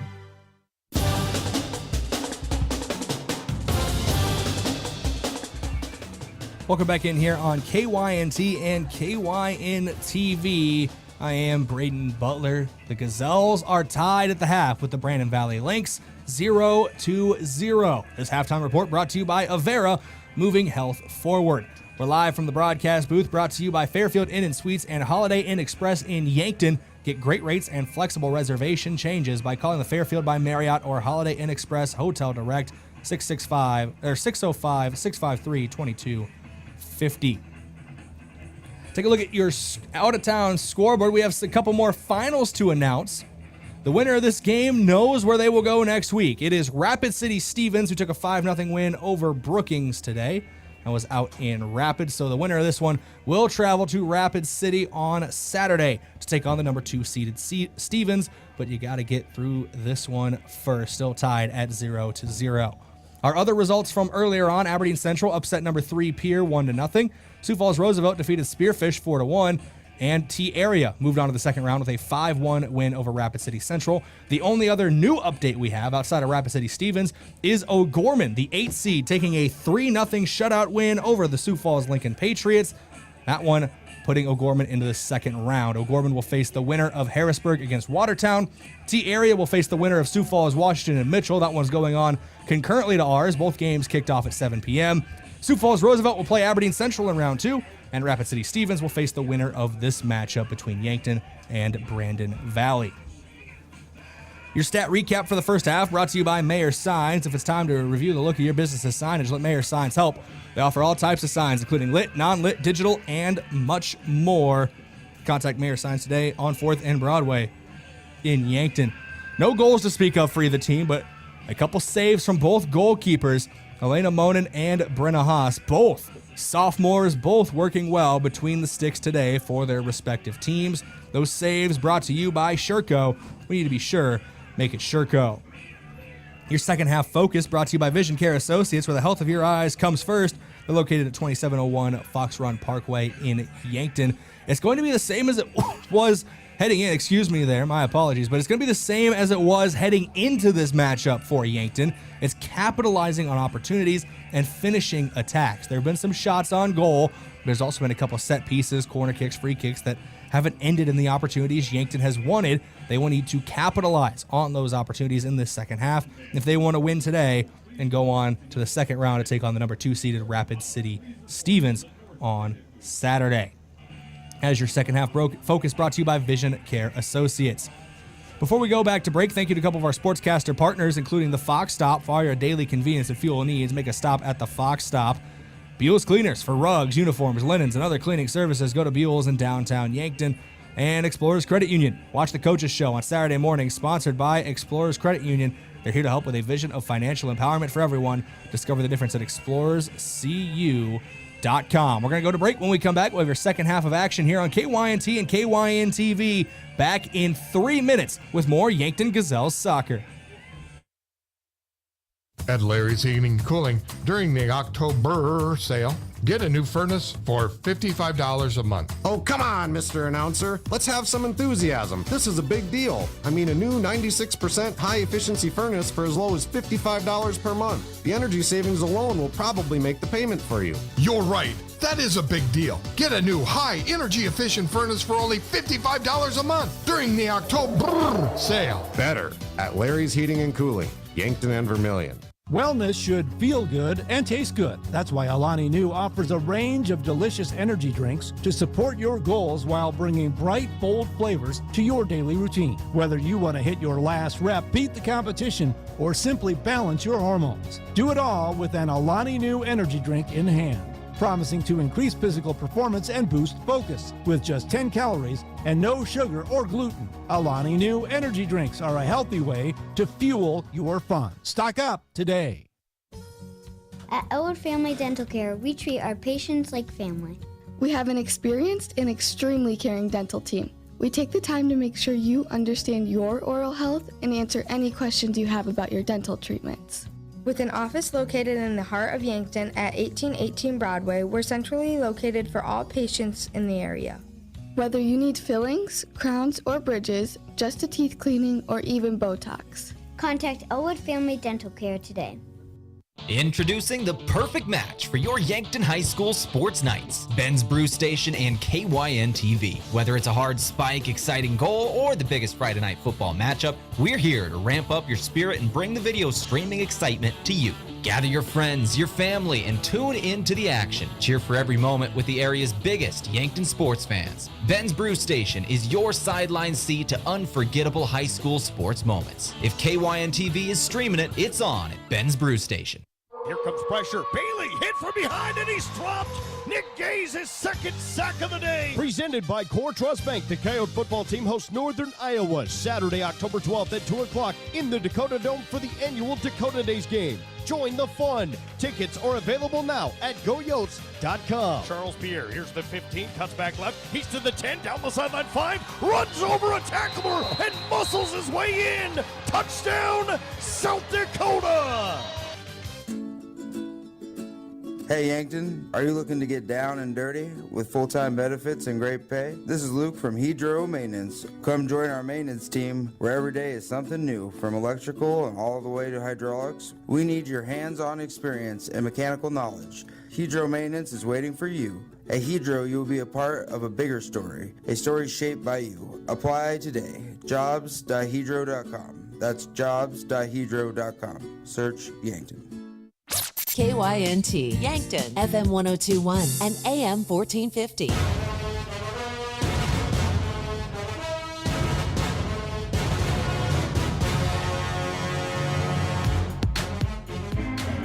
Welcome back in here on KYNT and KYN-TV. We're at your halftime break, brought to you by Avera, moving health forward. And that officially concludes your halftime break, as both teams are ready to retake the field here at Crane-Youngworth in Yankton.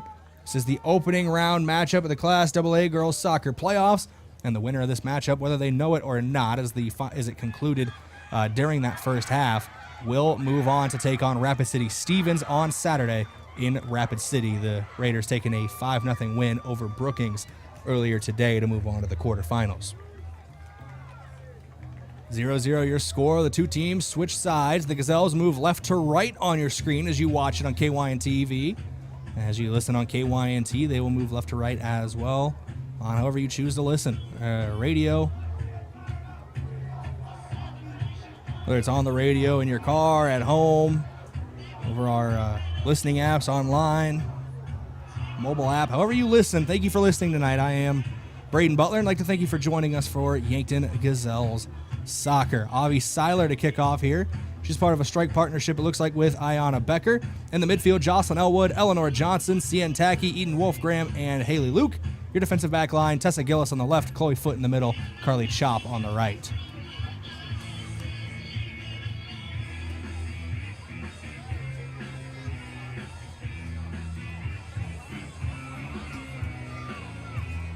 Still waiting here for everything officially to get going.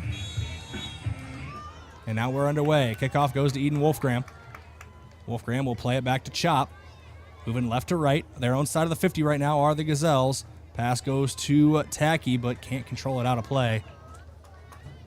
Throw in. Blocked away by Carly Chop. Now here's Tackey. Splits the defense between a couple defenders. Her clearance goes off of Eleanor Johnson, and it will roll out of play for some heavy contact. Reese Condon throws it in quickly, headed away. Ends up at the feet of Haley Luke. Now to Eleanor Johnson, back outside, near sideline. Was looking for Tackey. Went out of play. Last touch by Brandon Valley. So here's a throw in from Carly Chop. Luke trying to play it forward. Wolfgram there. Gets knocked back to Luke. Condon near it for Brandon Valley. Now back to Wolfgram. Trying to work it to the near sideline to Tackey, but it's taken away. Gillis looking to run onto it. Gets it knocked away off of a Brandon Valley player. That's number 21, Samantha Stemweedle. Throw in, takes a couple bounces over everybody's head. Here's Ayanna Becker running onto it. Long touch from Becker. She's in a foot race for it with Chloe Erickson. Becker can't get there first, but it's put out of play by Erickson, so it'll be a throw in near the edge of the 18-yard box for the Gazelles. Here's Jocelyn Elwood with it. Her throw in will come far sideline near the 10-yard line. Brandon Valley territory here. Pass gets knocked into the box. Now popped up from Becker. Had some backspin on it, so it's bouncing away from everybody. Picked up by Peterson. And her pass taken away by Carly Chop. Chop working from the midfield to the near sideline. Goes to Cian Tackey. Tackey puts the brakes on. Stutter step. Now trying to speed back up. Still near sideline. Running away. Her pass gets knocked away off of a player here near sideline. And the Yankton student section has moved. Trying to urge their team on the attacking third. They were on the left side of the stands here at Crane-Youngworth Field. Now they're on the right side. Hard to see Carly Chop throwing in here from my position, but I'd love to see the support from the Bucks and Gazelles for this Yankton soccer squad. Pass gets knocked away. Last touch, Brandon Valley. That is what it is ruled. Took a second to see the flag there. Carly Chop to throw. Was looking for Avi Seiler. Chested away. Picked up by Eleanor Johnson. Now Chop trying to switch the play. That's taken away in the midfield by Stemweedle. Looking for Peterson. And Peterson Hits the gas, gets around Cientaki. Now pushing near sideline, moving right to left into Yankton territory. Now 20-yard marker. It's 30 yards out from net. Out of the 15, shot taken too high over everybody's head and out of play. But that was a great run there from Madison Peterson. All on her lonesome. Cuts from the near sideline into the middle on the right foot. Sends a shot a little too high. But a great play.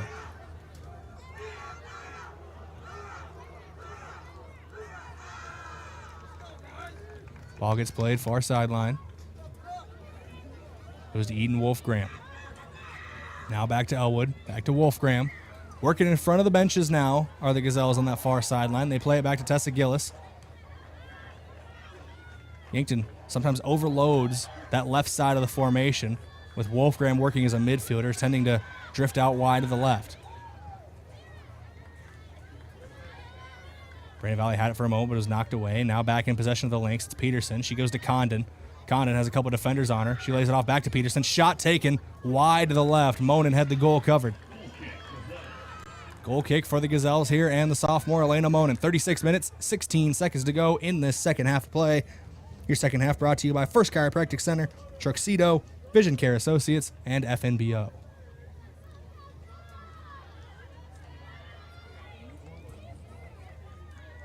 Ball knocked away, rolling over the goal line. It'll be a goal kick again here for Elena Monin. Goal kick, Gazelles.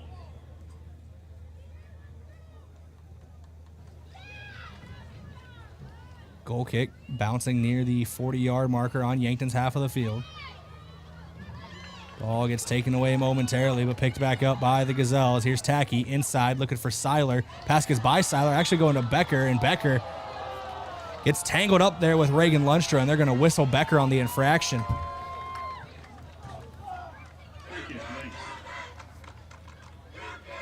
Brandon Valley student section letting Ayanna Becker know how they feel. Taking the kick number 8, Chloe Erickson.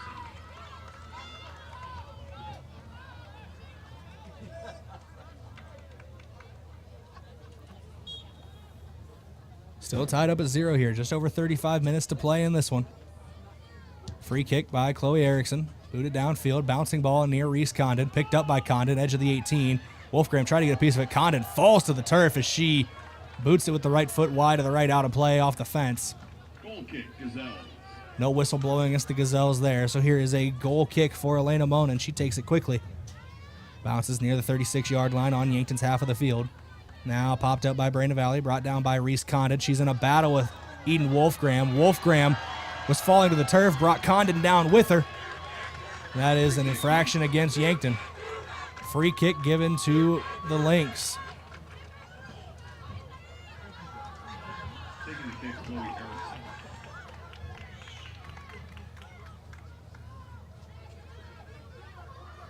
Erickson to take the free kick again. She's been the free kick specialist so far today, the junior defender. 34 minutes, just over that to go. Erickson sends it goalward, cleared away by Yankton, and now sent downfield, going near sideline, far sideline, out of play. Throw in for Brandon Valley. They take it quickly, trying to get back on the attack. This is what we saw in the first half as well. The Lynx came out of the gates on the attack. Through the middle part of the first half, it was the Gazelles who were on the front foot. And then it seemed in the closing moments it was Brandon Valley again that carried that into the first half, into the start of this second half. 33 minutes, just over to play. Still 0-0. That clearance was picked up by Condon. Yankton has been losing the possession battle here to start the second half of play. Here's Lunstra with it. Lunstra trying to play it far sideline, was looking for Stemweedle, but it goes out of play. Throw in, Tessa Gillis from the edge of her own 18-yard box. Throw in goes to Becker, has it knocked away, but that pass is then taken away by Haley Luke. Luke goes into the midfield. Here's Eleanor Johnson. Johnson, long ball over the top, was trying to get it to Avi Seiler. Knocked away. Johnson back on it, though, this time going to the left side of the attacking force. Here comes Ayanna Becker, heads it up, trying to get around the defender. She's brought down hard from behind. That will be an infraction. A free kick from near the 25-yard line, so a 35-yard free kick. Got a quartet of Gazelles lining up, bunched up, near the edge of the 18-yard box. Taking the kick, number 10, Eden Here's Eden Wolfgram with it. It'll be a 34-yard free kick officially. 32 minutes just over to go. Still looking for our first score. Wolfgram going for goal, trying to break the deadlock off the gloves of Haas, trying to get back in front of it. In front of net is Avi Seiler, but no. Haas on the recovery. The initial parry goes down to the turf and brings it in. Almost. The tiebreaker here on KYNT and KYN TV. Now Brandon Valley trying to push the tempo the other way. They are on Yankton's side of the 50, near sideline. Here's Peterson going back into the midfield to Condon. And Reese Condon has been a difference maker. She's going to take a long shot. One hops into the gloves of Elena Monin. Good save there. Those saves brought to you once again by Sherco. We need to be sure, make it Sherco. 31 minutes, 38 seconds remaining in this contest. The winner moves on to the second round of the playoffs. The loser has their season come to an end. Pass goes to Ayanna Becker, trying to get it around the corner to Avi Seiler. It's knocked back to Becker, and she'll play it back to Eden Wolfgram. Wolfgram going from the midfield to the far sideline. Still with the ball at her feet. Splits the defense, goes to Jocelyn Elwood. Elwood with a cross into the box. Becker near it, but it will be cleared away by Brandon Valley. Chloe Erickson with the last touch. We'll get a throw in from the far sideline by Jocelyn Elwood after these substitutions. Remy Winslow, Ava Haar checking in, Hannah Kruger as well, and Lucy Johnson. They replace Haley Luke, Eleanor Johnson, CN Tacky, and from the looks of it, Tessa Gillis. Just over half an hour to play here on KYNT and KYN TV. We got a throw in from Elwood. She goes short to Wolfgram. It's around the initial defender. Cross gets taken away by Chloe Erickson, and Erickson able to boot this one away. Only as far as Hannah Kruger. She sends it right back downfield near Ayanna Becker into the 18-yard box. Chloe Erickson near her. Becker backs off, trying to play it back to Elwood. Taken away, but only knocked back to Wolfgram. Eden Wolfgram's going to take a shot from a long way out. Just misses over the crossbar. Almost a rocket shot from a long way out, but it split the gap between the uprights and the crossbar here at Crane-Youngworth Field. We're still deadlocked. Just over half an hour to play.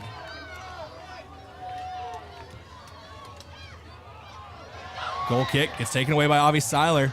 Yankton crowd starting to get involved here. Here's Johnson with it. Inside to Winslow in the midfield. Keeps knocking it across. Goes to Wolfgram. Has it taken away for a moment, but she gets possession back. Now cutting out wide to her left. Far side of the field. Pass goes to Elwood, but the route is jumped there and taken away. Ball goes out of play. It is ruled Yankton possession. Throw in taken quickly. One hops over the head of the defender. Trying to get the ball back is Ayanna Becker. She is getting it far sideline. Still battling for the ball. She knocks it back looking for Elwood, but it is cleared away out of play by Reagan Lundstrom. The first 8 minutes or so was all Brandon Valley on the attack, but the last three have been Yankton in control of the ball. The Lynx trying to change that. This might be their opportunity. Through ball played to Madison Peterson. She's starting to break away. Cleared away by Chloe Foote. Long ball over the top. It's going to bounce near the edge of the 18. Becker trying to get there. Good little clearance there from Chloe Erickson. And now the ball pushed near sideline. Rolls over the touchline out of play. It'll be a throw in for Yankton. Here's Lucy Johnson to throw. Still 0-0. We're now under 29 minutes to play. Throw in. Looking for Remy Winslow. Can't corral it. Goes out of play. Last touch by Winslow and the Gazelles. Here is a throw in. It'll be taken by Sydney Winarka. Winarka off the throw in gets knocked back to her, and she boots it downfield. Headed down by Chloe Foote. Goes to Ava Haar. Now Jocelyn Elwood plays a through ball. Falls to Remy Winslow. One touch was looking for Seiler there. Might have put too much on that one. Taken away by Brandon Valley. Here's Madison Peterson. Goes back out wide to the left, near sideline. Right to left move the Lynx. Condon overlap. Through ball looking for Peterson again. Edge of the 18-yard box now on Yankton's side of the field. That pass is popped up. Falls down, trying to bring it in. Does stop the ball near sideline, near the touchline, does Josie Beeren. Now ball knocked in the midfield again. Here's Condon trying to run back onto it. Does get it back for Brandon Valley. A little bit of contact there between Condon and Becker. And Ayanna Becker not backing down from that competition. Ball cleared away by Brandon Valley. But it will be picked up by Ava Haar. Haar goes near sideline, looking for Lucy Johnson. Johnson's going to send this one looking for Seiler. Knocked away, cleared away, out of play. Last touch by Winarka.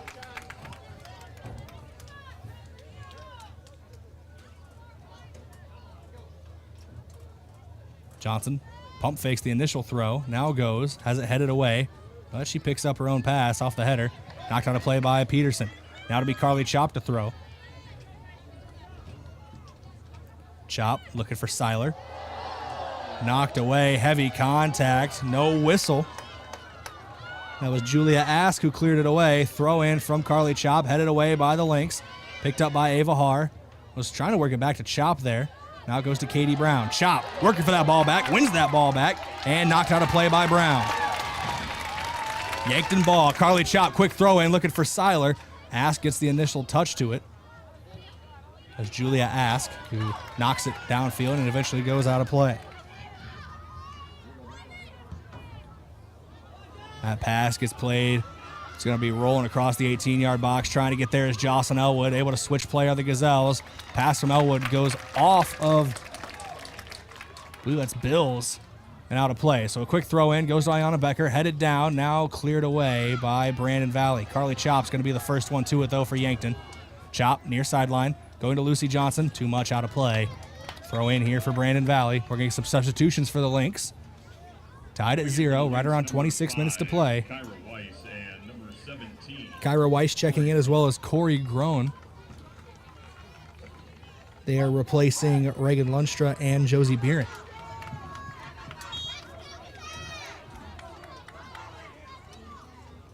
Throw in, looking for Condon. Whistle's going to blow, heavy contact. And a quick free kick taken by Condon. But a whistle is going to blow. That official didn't blow the whistle to say we could go along with the free kick. So now Brandon Valley will have to reset up. They still get the free kick. Chloe Erickson, the usual free kick taker, will now stand over this one at her own 40-yard marker. Puts the ball 70 yards away from net. Near sideline, Erickson sends this one downfield, drifting into the midfield. Knocked away by Chloe Foote. And now Remy Winslow chests it down, running to the near sideline, trying to keep it in play, but can't get there. Going to be a throw in for Brandon Valley. After these substitutions, one for each team. Coming in for the Lynx, number 18, Kinsley Tervier. Kinsley Tervier checking in for Brandon Valley. She will replace Samantha Stemweedle. And Tessa Gillis will come in for Jocelyn Elwood in the midfield. Gillis working that far sideline, left wing of this attack in the midfield. Or left wing of the formation, working in the midfield. Ball gets played over the top. Trying to bring it down is Yankton. Now this one pushed forward again. It's going to take a bounce and be scooped up by Elena Monin. And Monin sends this one away quickly. It's going to drop near Eden Wolfgram.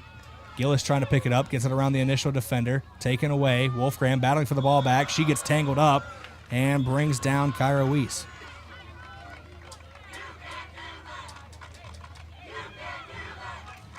Free kick Lynx, kick being taken by number 8, Chloe Erickson.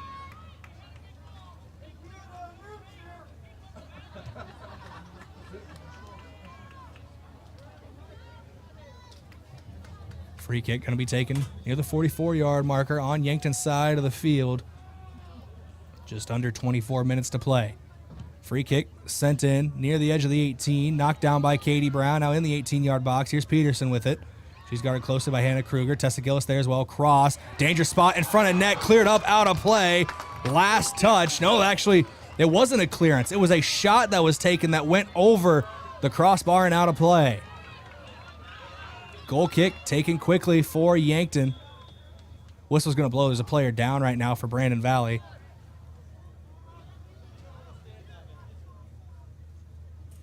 Near the corner flag. Don't see who it is. Not something you want to see in this situation. They're stretching her out. Hopefully it's just a cramp down there near the corner. Just over 23 minutes to play in this one.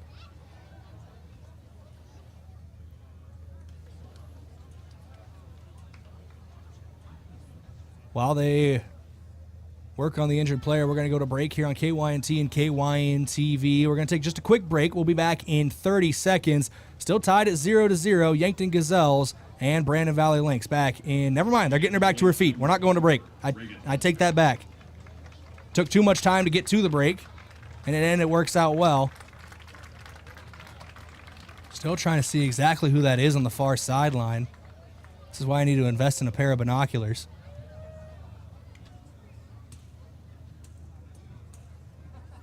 She is able to walk off the field under her own power.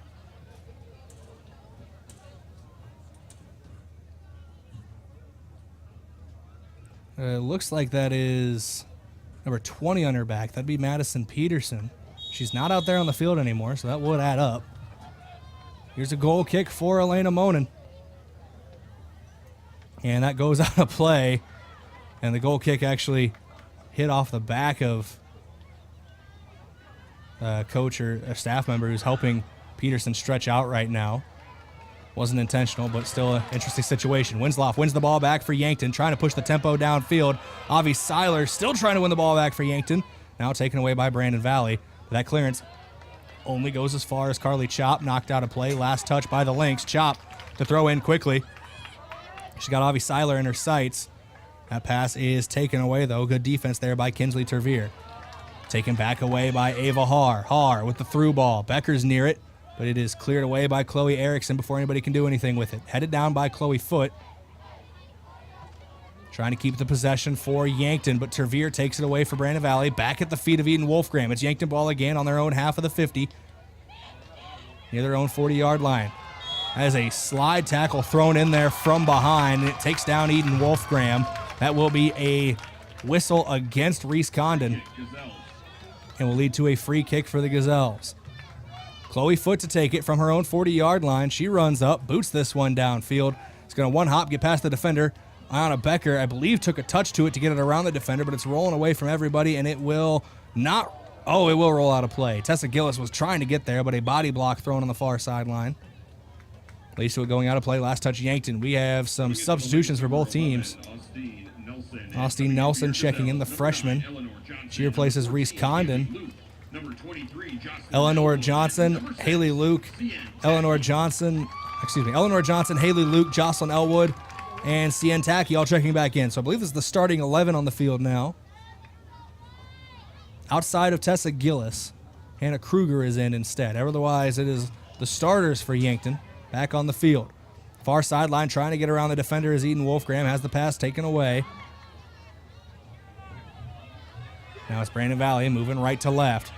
Breaking with some pace here is Stemweedle. She plays it inside to Katie Brown. Brown goes back outside to Stemweedle. Good attacking opportunity. Cross into the box. The only person it's going to find is Elena Monin. Good play by Monin.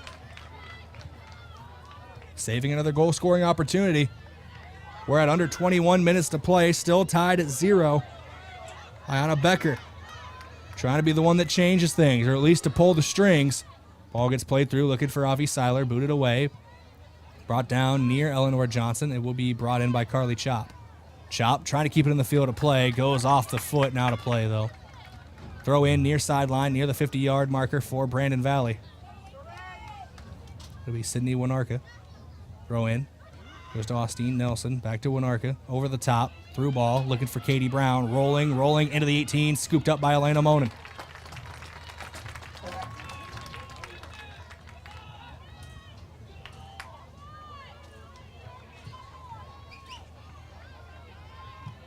Booted away by Monin, but brought down in the midfield by Brandon Valley. Right now with the ball is Corey Groen. Groen with a through ball, taken away by Chloe Foote. She plays it wide, near sideline. Cien Tacky still on their own half of the field are the Gazelles, but Tacky crosses the midfield stripe with the ball. She cuts inside, finding some space. Now plays it across. Eden Wolfgram in the midfield, looking for options ahead of her. She puts on the brakes, keeping her eyes behind her as well for some safety. Goes to Hannah Kruger. Now to Haley Luke in the midfield. Luke out wide right. Tacky's there. Off the touch, it goes to Eleanor Johnson. Back to Luke. Luke trying to keep possession. Has it taken away from Katie Brown. Brown in a one-on-two situation. Doesn't have a lot of help behind her. Luke's in there as well. So there's 4 Gazelles against 1 Katie Brown. And Brown trying to win this battle, but eventually the ball taken away. Some great footwork and moves put on by Katie Brown, but she does lose the ball eventually for the Lynx. It'll be a throw in for Yankton. Ciantacchi to throw. Just under 19 minutes to play. Throw in goes to Eleanor Johnson. Ball played over the top. Seiler trying to run onto it. Seiler heads it forward. Becker near it. Chloe Erickson with the clearance. Bouncing ball off of Erickson. Goes out of play. It'll be a throw in for Carly Chop. Chop throw in goes to the midfield to Haley Luke. Whistle blows. That bounced up and I think went off the wrist of Luke. So it'll be a free kick given. Kick being taken by number 8, Chloe Erickson.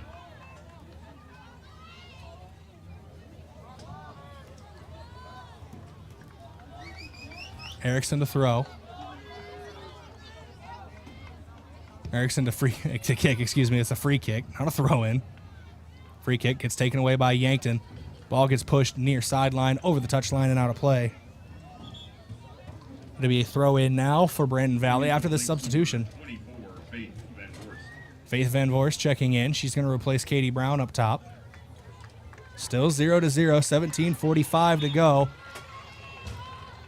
We need a winner. There's no draws. There can't be 3 teams in next week's quarterfinal matchup in Rapid City. Off the throw in, Van Voorst with it. Ball gets played around. Brandon Valley now goes far sideline. Stemweedle. And the cross gets scooped up by Elena Monin. Good heads up play by the keeper again for Yankton. Keeping us scoreless here on KYNT and KYN TV. 0-0 score, 17-13. Ball gets around, knocked forward. Avi Seiler trying to win possession. It's actually Ciantacchi who almost ends up with it. Heavy collision there, goes out of play. Last touch by Brandon Valley. Tacky collided with Winarka. No whistle blows on that. The last touch by the Lynx. Tacky with the throw in. Goes to Seiler.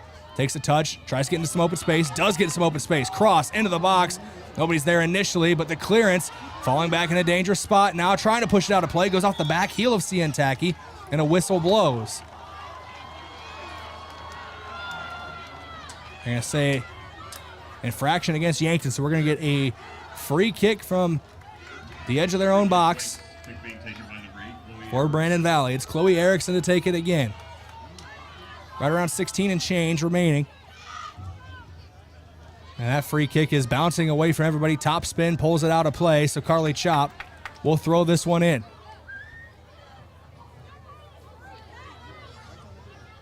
Chop's throw goes to Wolfgram. Brings it down with a touch off the side of the foot. Now back to Chop. Chop plays it inside to Johnson. Eleanor Johnson.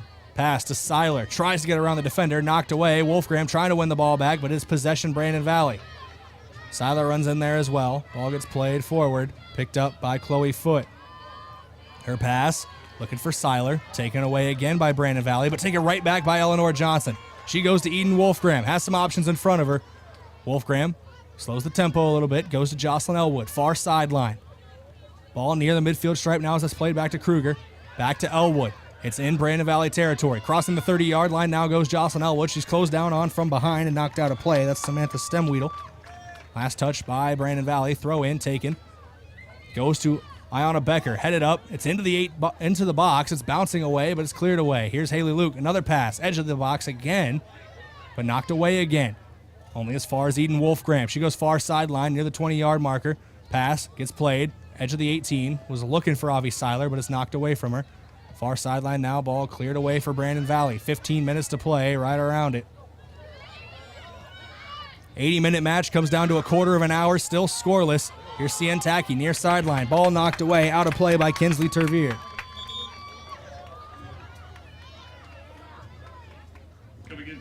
And we're getting some substitutions here. Hannah Kruger checking in. She's checking out. She's replaced by Tessa Gillis. Reese Condon checking in. Ariana Valley checking in as well from the looks of it. And Madison Peterson checking back in as well. I saw her go down earlier with an injury. Good to see her back out there. That ball cleared away, but knocked right back by Chloe Foote. Ball falls into the midfield. It's at the feet of Reese Condon. Condon goes back out wide to the right to Peterson. Peterson still running with the ball on the far sideline, making a great run. Pass into the midfield.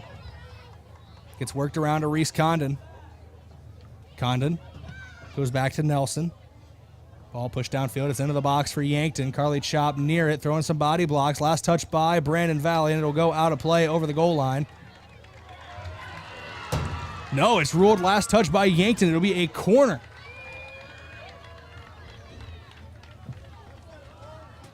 Corner to be taken for Brandon Valley. 13 and a half minutes to play. Kick being taken by number 8. It's going to be the best opportunity Brandon Valley's had in a while.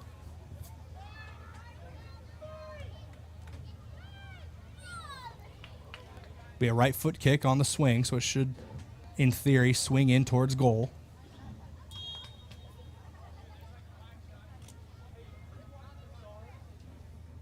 Corner kick, looking back post, floating up, headed down. It's going to be scooped up by Elena Monin. Heads up play by the Gazelles goalkeeper. Keeps us scoreless. Good play for the sophomore. Under 13 minutes to play now at Crane-Youngworth Field. This one booted downfield, brought down by Nelson, but picked up by Wolfgram for Yankton. Wolfgram, little back heel, through ball play. Jocelyn Elwood trying to get him on the counterattack. The Gazelles, 30 yards out from goal. Elwood, far sideline, trying to get around the defender, but a great defensive effort there for the Brandon Valley Lynx. In for your Gazelles, number 13, Ava Haar, and number 20, Remy Wenslow. Remy Winslow and Ava Haar checking on. A couple fresh legs in the midfield. They replace Eleanor Johnson and Haley Luke.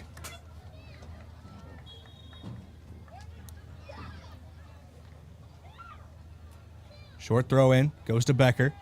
Back to Wolfgram. Wolfgram trying to get around the defender. A lot of contact. She's eventually brought down from behind, and it's a free kick one for the Gazelles. Free kick, Gazelles. We'll see what Wolfgram's plan is with this. Near the 18-yard line. She can go for goal or she can go short. She can try to find a cross back post as well. The options are open for Wolfgram. We're under a dozen minutes to play. Still 0-0. Wolfgram runs up, puts a boot through it, going towards goal, off the crossbar, still in play, in the 18, off the shoulder of a player, shot taken near goal, blocked away. Another shot off the post, whistle's gonna blow. And they're gonna say, I believe they rolled a handball, went off the arm of one of Yankton's players.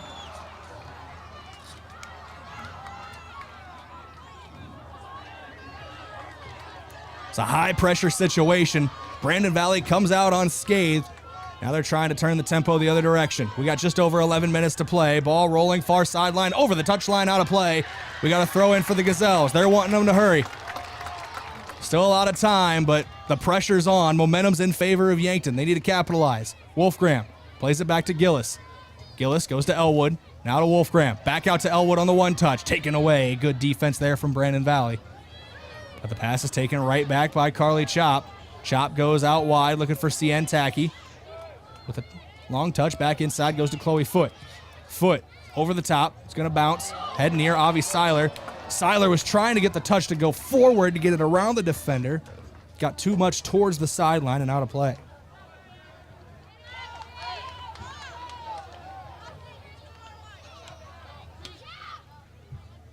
Throw in is brought in by Trevere initially, but knocked out of play again. We'll get another throw in for the Gazelles. Still 0-0 here at Crane-Youngworth Field.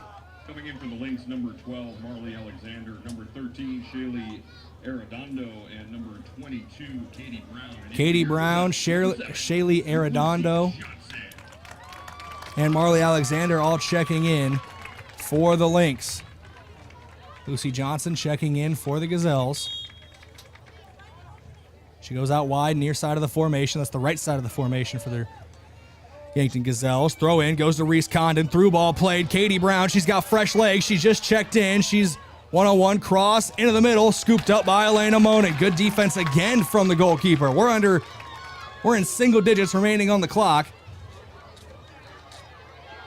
Under 10 minutes to play. Pass goes to Ayanna Becker, far sideline. She'll play it back to Jocelyn Elwood. Elwood immediately takes a long pass, was looking to get around the defender to Becker, let her run onto it. It was knocked away. Here's Nelson in the midfield for Brandon Valley. Ball played to Condon. It's on Yankton's side of the 50. Gazelles get it back for a moment. Goes back to Austin Nelson. And the through ball played to Condon. Cleared away by Gillis. Picked up in the midfield. Goes to Condon. Brandon Valley with the ball again. Overlapping run, trying to find something down that far sideline. Ball gets knocked around and out of play. Last touch by Yankton, according to the line judge. Tough to see from my position, far side of the field. We're under 9 minutes to play.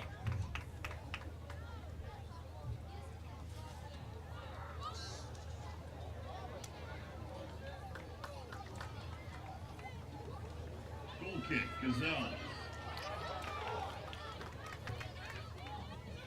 Oh, they give a goal kick to the Gazelles. They say it didn't go over the touchline. It went over the goal line. The last touch was for Brandon Valley. So heavy miscommunication there. And Yankton trying to take advantage. Ayanna Becker with it near the 22-yard line on Brandon Valley's side. Little back pass. Goes to Jocelyn Elwood. Wide to the left of the formation. Elwood getting around the defender. Held up a little bit. Gets around the defender again. Looking for a cross. Has options in the box. Elwood with the cross. Knocked away. Still in a dangerous area. Becker tries to play it back out to Elwood, but it goes too far out of play. Under 8 minutes to go now. We'll get a throw in for Brandon Valley. Taken quickly, looking for Madison Peterson. Goes around the corner, looking for Condon, goes out of play. Last touch by the Lynx. It'll be a throw in for Yankton.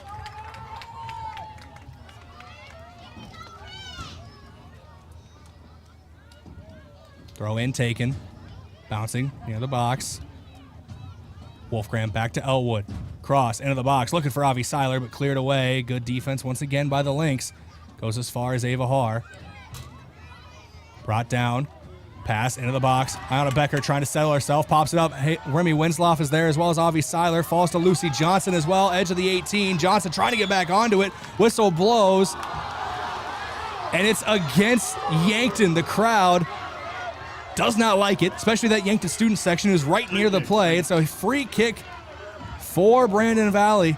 A couple Gazelles thought that would be a penalty opportunity for Yankton. 6:50 to go and counting in this one. Still 0-0.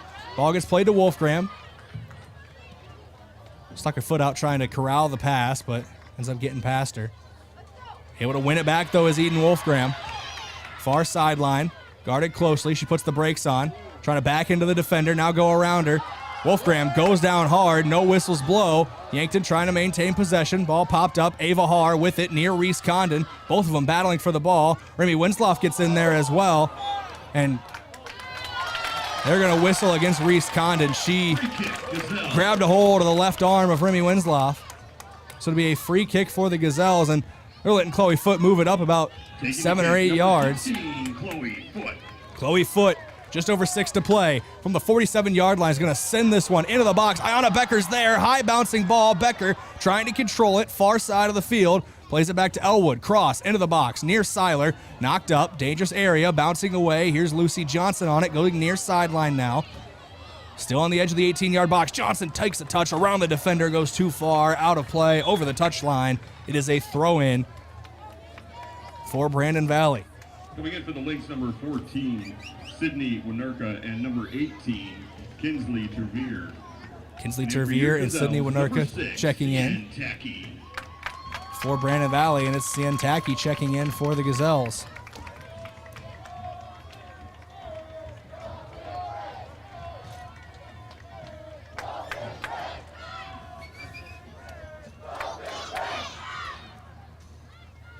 Go Big Red chant being started by the Bucks student section, by the Gazelles student section. Looking down at a lot of Bucks football players. Threw me off for a second. Good to see multiple sports always supporting each other here at Yankton High School. Throw in, gets taken away. Condon sends it downfield, headed down by Chloe Foote. Now brought in by Wolfgram near the 40-yard line on Brandon Valley's side of the 50. Pass goes back to Ava Haar. She was trying to get it to Chloe Foote, but it's taken away. Here's Katie Brown.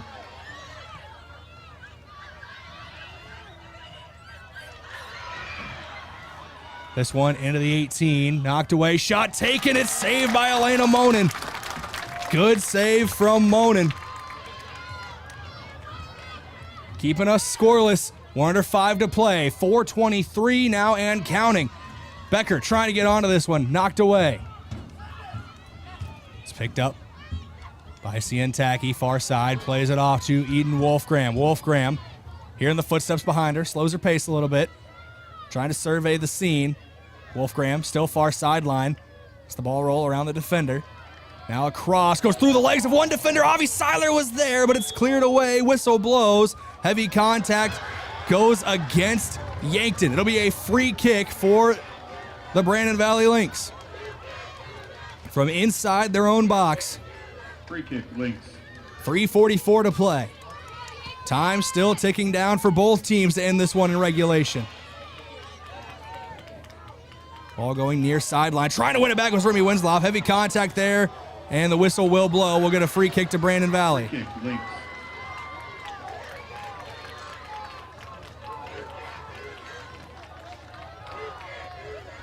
Getting out of the tense moments here in regulation. The winner has to be decided. This can't end in a draw. It's the postseason. Here's a free kick from Chloe Erickson. Be picked up by Brandon Valley near the 40-yard marker on Yankton's side of the 50. Pass goes to Reese Condon. Condon. Back to Elise. Back to Condon now. Edge of the box, gets around the defender. Going far sideline. Looking for options in the box. She's closed down on. And that ball is knocked away from her. It'll be a throw-in for Brandon Valley. But good defensive stand there initially for Yankton. 2:37 to go in this game. The whistle blows for a substitution. Number 16, Chloe Bills. Chloe Bills checking back in for Brandon Valley. She will replace Ariana Valley.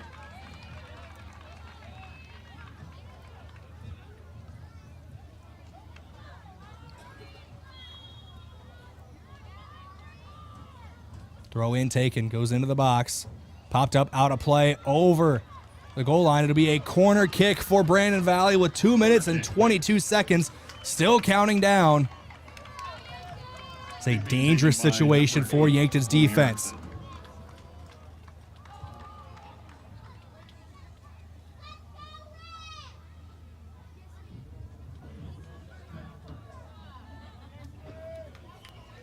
I believe this is Erickson over the corner kick. Corner kick. Swung in, looking back post. Different players there. Scramble in the box. It's in the gloves of Elena Monin. We're still scoreless.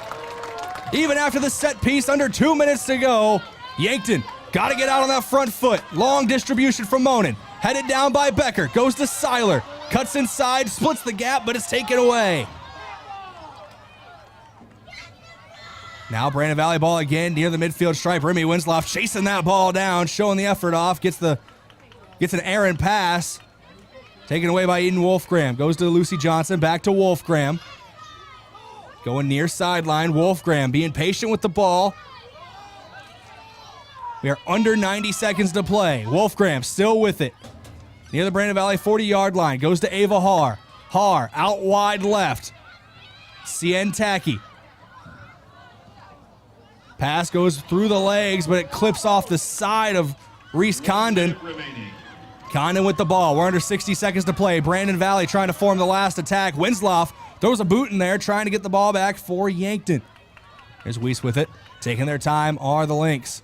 Far sideline. Brandon Valley wants the final attack of this match in regulation. They don't want to leave any time for the Gazelles to answer. Cross, sliding down and making the save, though, is Elena Monin. 35 seconds remaining. Monin doesn't have a lot of time. She sends this one away. It's going to bounce near the midfield logo. Coming down, Ayana Becker heads it forward. Trying to clear it away. Does clear it away. There is Julia Ask. Yankton trying to get the ball back. Winslow fighting for the ball. Whistle blows. Goes against Winslow. Too much contact. 15 seconds remaining. Brandon Valley's got to move quickly if they want one more attack. We are at 10 seconds to go in regulation. Erickson taking her time. The Lynx might be okay just letting this one go to extra time here. That one bouncing ball into the box. It ends up in the gloves of Elena Monin, and we are done with 80 minutes. We're still tied at 0. What a performance for both of these teams in regulation. We end regulation at 0-0. We need extra time to decide who is going to win this one on KYNT and KYN TV.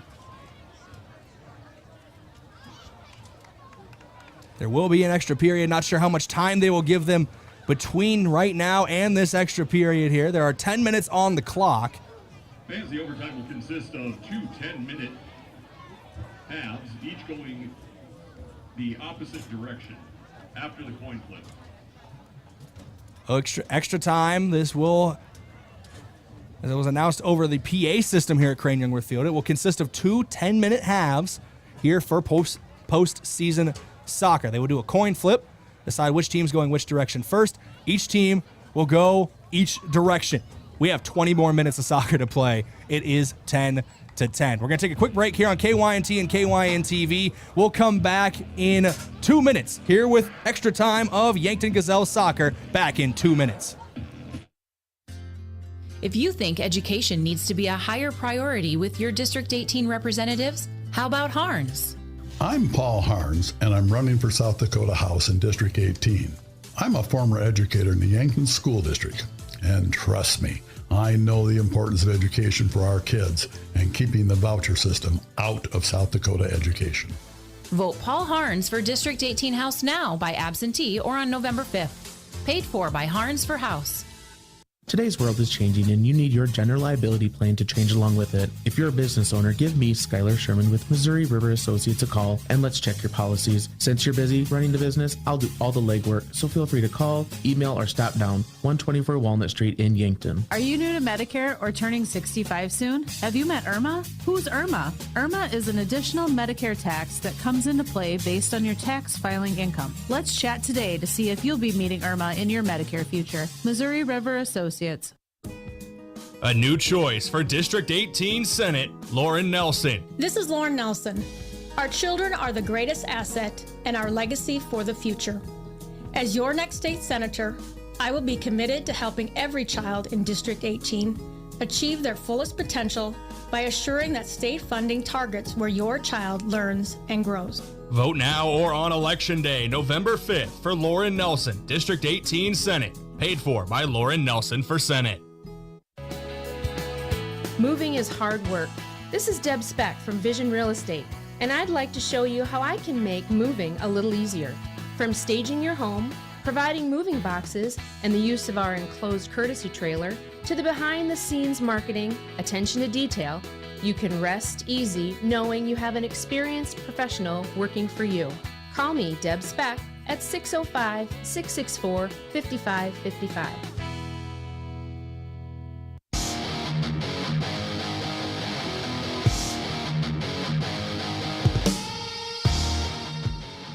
Welcome back in here on KYNT and KYN-TV. We're under a break. We head to extra time here in the Class AA opening round. The Brandon Valley Lynx and the Yankton Gazelles said 80 minutes is not enough to decide a winner. We're still tied up at 0-0. Let's take you to the other results around Class AA, though. We have results in every match of the opening round but 2 as of right now.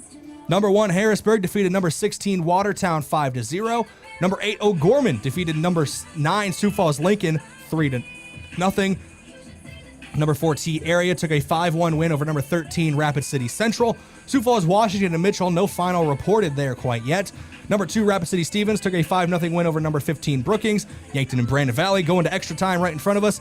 Number 14, Aberdeen Central upsetting number 3 seeded Pierre 1-0. And number 6, Sioux Falls Roosevelt defeating number 11, Spearfish 4-1. So your second round matchups as of right now: number 1, Harrisburg hosting number 8, O'Gorman. Number 4, T Area will host the winner of number 5, Sioux Falls Washington against number 12, Mitchell. Number 2, Rapid City Stevens will host the winner of this match right in front of us as Yankton against Brandon Valley. And I believe what's it be Aberdeen Central, number 14 seed after beating the Pierre Governors, will take on the number 6 seeded Sioux Falls Roosevelt. These games will take place on Saturday. That is October 12th. And there's even a start time set for Sioux Falls Roosevelt against Aberdeen Central of, well, it says 12 a.m. I assume they meant 12 p.m., noon. I doubt they're starting that game at midnight, but I've been wrong before. 0-0 scoreline as we are heading into A little bit of extra time here. We're going to take one more break here on KYNT and KYN-TV. When we come back, both teams should take the field. 2 10-minute halves remain to decide a winner here on KYNT and KYN-TV. We'll be back in 1 minute here with Yankton Gazelles soccer. That is back in 60 seconds. Traveling to Yankton for business or pleasure? Then book your stay at Yankton's 2 best hotels, the Fairfield Inn and Suites and Holiday Inn Express. Both are conveniently located to everything in Yankton. Both offer complimentary hot breakfast and meeting rooms for business travelers.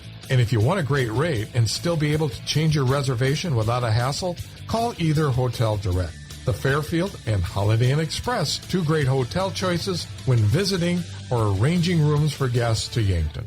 Get it cleaned with Buell's. Dress shirts, suits, dresses, coats.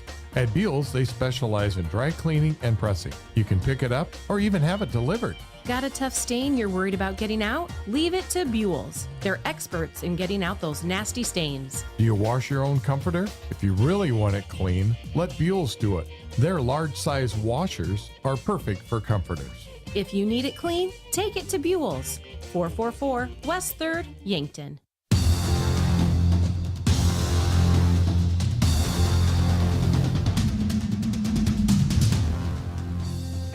What's better than postseason soccer?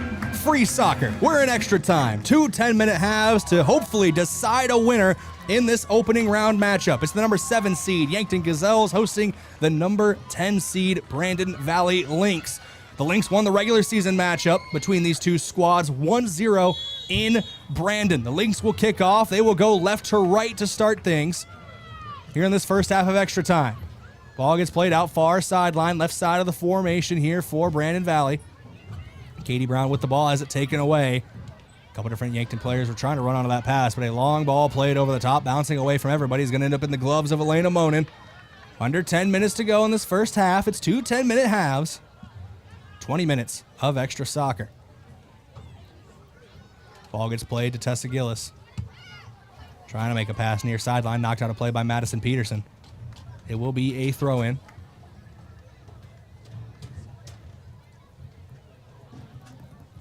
Throw-in goes to Jocelyn Elwood. Near sideline, trying to work the touchline is Gillis on the pass, but it goes out of play. Throw-in goes over the top, knocked up near the edge of the box. Headed down by Chloe Foote. Trying to pick up the ball, though, and does so successfully, is Reese Condon. Has it knocked out of play. Last touch by Jocelyn Elwood. Throw in again from Condon. Knocked out of play again, this time by Foote. There'll be another throw in from Condon here. Student section has moved again. They are now on the left side of the field in front of the Yankton goal, or the Yankton target goal. Battling for that ball. Inside the box are both Katie Brown and Tessa Gillis. Peterson with it now. Has it taken away by Gillis.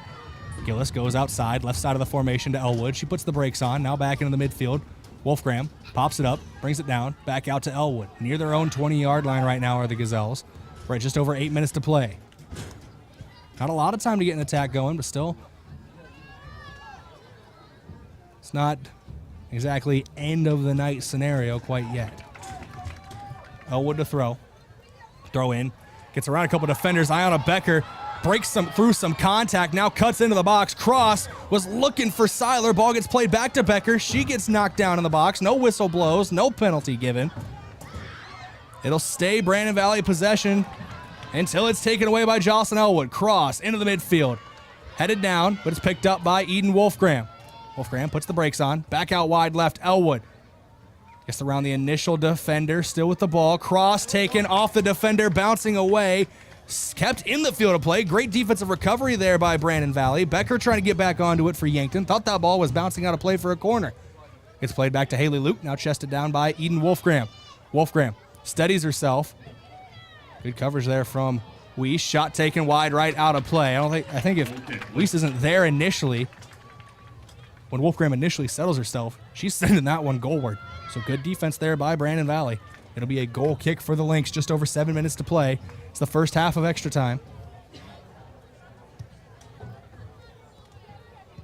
Ball played, bouncing near the midfield stripe. Picked up by Katie Brown. Brown goes to Condon. Condon keeping her eyes downfield, trying to play the through ball to Peterson. It's going to be one-on-one. Peterson with Elena Monin, and Peterson able to beat Monin. A late effort, but it's Madison Peterson who's able to send one into the back of the net. 1-0. Brandon Valley takes the lead. Great ball from Reese Condon and a better finish from Madison Peterson. Yankton still has time to answer. There are 6 minutes and 41 seconds to play in this first half of extra time.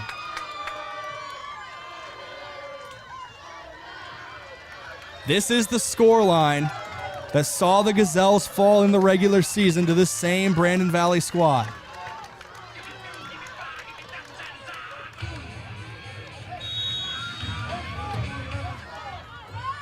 Pass goes to Wolfgram.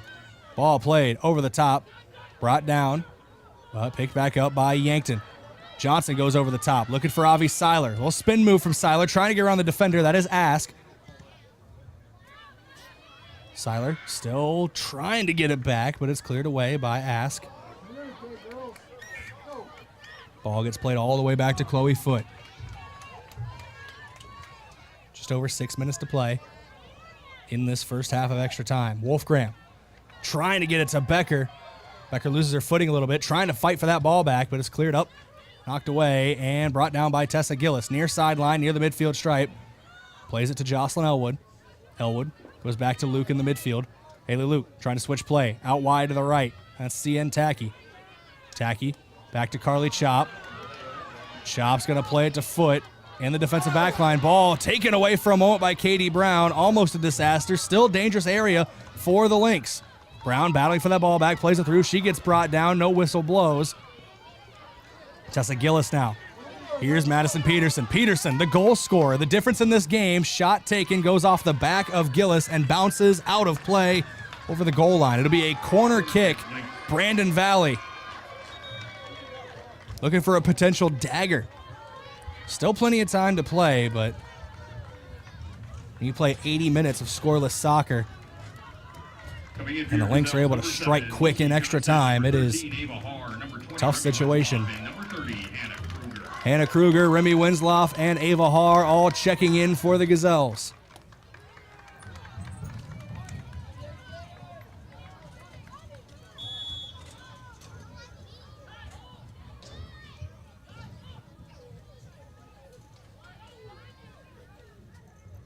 Chloe Erickson to take the corner.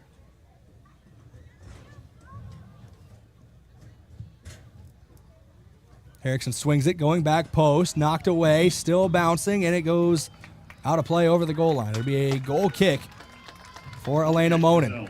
4 minutes, 23 seconds to go in this first half of extra time. Ball gets played to Eden Wolfgram. Wolfgram goes back to Hannah Kruger near sideline, has it poked away from her, but it goes out of play. Last touch by Condon for Brandon Valley. Coming in for your Gazelles, number 3, Tessa Gillis. Kruger was going to throw in, but she will actually check out, replaced by Tessa Gillis.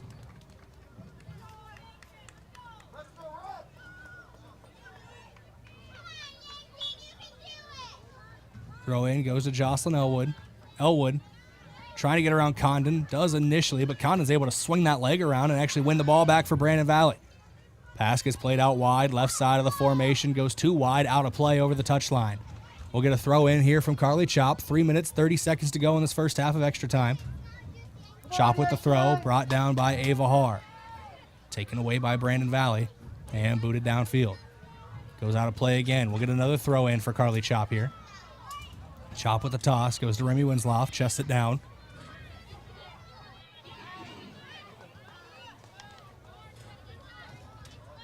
Wolfgram with it now, going near sideline to Tessa Gillis. Still in their own half of the 50. Now crossing the midfield stripe is Gillis with the ball at her feet.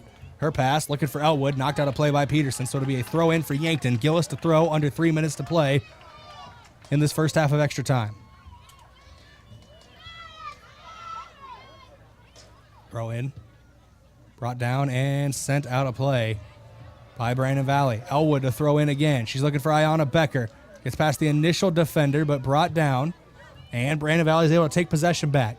Cleared downfield. Near the midfield logo. Now on top of the midfield logo is Carly Chop. Goes out wide to the right. Looking for Lucy Johnson. She checked into the game recently. Goes to Remy Winslow. Toeing the line. Far sideline. Able to keep the ball in the field of play. It had the right spin on it as Johnson sent it forward. Over 2 minutes to play now in this first half. Whistles are blowing. It's going to be a throw-in for Brandon Valley. 1-0 score. The Lynx lead the Gazelles.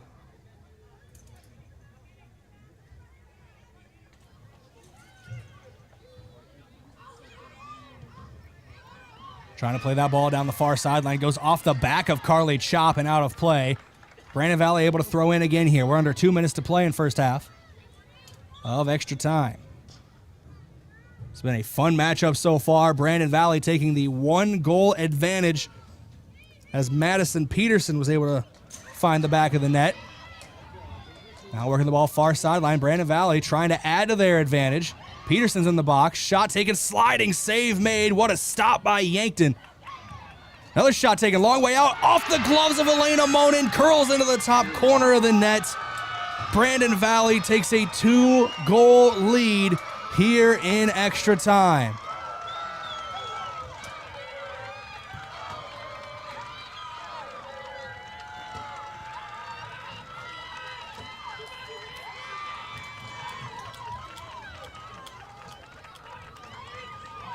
After a scoreless first 80 minutes, 2 goals for Brandon Valley in less than 9 minutes in extra time. Kinsley Tervier is the one who sank that one to the back of the net. 2 extra time goals for the Lynx. They lead by 2 over Yankton. Wolfgram has the ball taken away from her, knocked away, and rolling out of play over the goal line. It'll be a corner kick for the Gazelles. Under 60 seconds to go in this first half. Short corner taken. Goes to Elwood. Wrapping around is Wolfgram. They go Wolfgram. Shot taken. Cleared away. Trying to pick it back up is Ava Haar. Ball bouncing back to Wolfgram. No. Good clearance downfield by Regan Lundström. Goes out of play, so there's going to be a throw in for Gillis. Gillis goes to Elwood. Elwood surveys the scene, has a lot of space, sending it into the midfield area. Avi Seiler's near it. Seiler wins possession. Gets around the initial defender, trying to send it in there. Has the pass blocked. Now goes to Ayanna Becker. Pass taken away again. Edge of the 18. Heavy contact. Winslow trying to win the ball back. Now brought down edge of the box. And that will be a free kick. I believe they're just outside the 18-yard box. It will be a free kick for Yankton. And they're going to stop the clock here, too, with the amount of time remaining in this first half. Free kick, Gazelles. Actually give time for the Gazelles to take this free kick. Wolfgram to take it. 20 yards out from goal. Ball is set on the 10-yard line. Trying to cut this deficit in half. Brandon Valley has come out of the gate strong with 2 goals in extra time. We'll see what Wolfgram has here. There's not a lot of time on the clock. Wolfgram's got to go for goal. She does go for goal. It's blocked by the wall. Bouncing ball. Wolfgram off the volley. Can't send it towards goal. And that will do it for half number 1. 2-0 here in extra time. Looks like it's going to be a 5-minute halftime break here for extra time. So we are going to take one quickly with them. This half break brought to you by Alani New Energy Drinks. They're a healthy way to fuel your fun. 2-0 on the scoreboard. Actually, they just cut it down to 2 minutes. So we're just going to stick right here with them. We're not going to take a break here on KYNT and KYN-TV. They cut that time in between halves down to 2 minutes. That scoreboard update, 2-0. Brandon Valley Advantage is brought to you by SWAT Chiropractic and Rehab. Visit them at swatchiropracticandrehab.com. Looks like we get an extra halftime report here brought to you by Avera, moving health forward. Your stat recap brought to you by Mayor Signs. If it's time to review the look of your business's signage, let Mayor Signs help. They offer all types of signs, including lit, non-lit, digital, and much more. Contact them today on 4th and Broadway in Yankton. 2 goals in that first half of extra time. The first from Madison Peterson on a one-on-one run. Just snuck it under the gloves of Elena Monin. And then the second goal, putting Brandon Valley up 2-0, was Kinsley Tervier from outside the box, sending it in, going off the fingertips of Elena Monin into the back of the net. 2-0 the score Yankton has a lot to answer in the second half of extra time. They don't have a lot of time to do it. We've played 90 minutes. There are 10 more to be played. By the end of this match, these two teams will have played 100 minutes of soccer. That's longer than regulation in professional leagues. Your second half focus brought to you by Vision Care Associates, where the health of your eyes comes first. They're located at 2701 Fox Run Parkway in Yankton. You got to get on the attack early for the Gazelles. They're going to be moving left to right on your screen or listening device. You got to attack early. You got 10 minutes to erase a 2-goal deficit. I believe if we're tied at the end of this extra time period, it goes to penalty kicks. So you need at least 2 to stay alive. If you want to win, you need 3. Expect Yankton to come out aggressive, quick, and early in this second half of extra time. 2-0 on the scoreboard. Yankton trails Brandon Valley here on KYNT and KYN TV. I am Brayden Butler. Thank you for joining me this evening for Gazelles Soccer. Yankton working quickly back into the midfield. Eden Wolfgram crosses the midfield logo, plays it to Eleanor Johnson. Ball taken away for a moment. Haley Luke picks it back up. Luke plays it back to Hannah Kruger. Kruger was trying to pass it into the midfield, but it's taken away. Here's Madison Peterson. Far sideline for Brandon Valley. Ball is ruled. Brandon Valley. Oh, check that. Ball going down the touchline, out of play. Now it will be Brandon Valley ball. Coach Schuring is arguing that it is Yankton possession. Brandon Valley set to throw.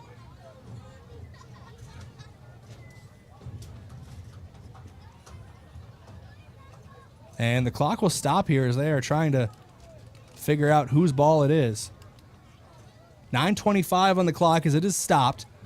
2-0 on the scoreboard.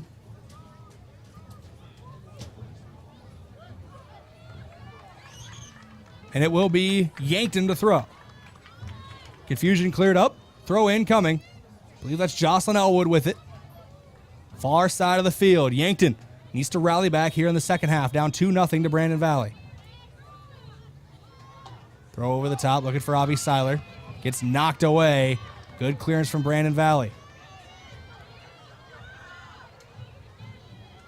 Expect the Lynx not to push their defensive back line up too high, too far down the pitch.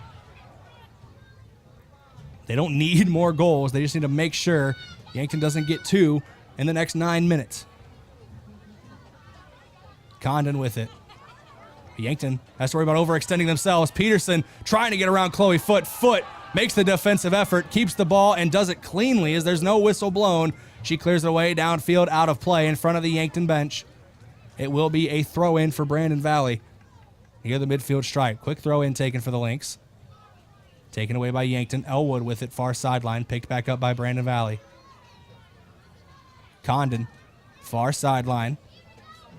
Making a run near the touchline. Now across.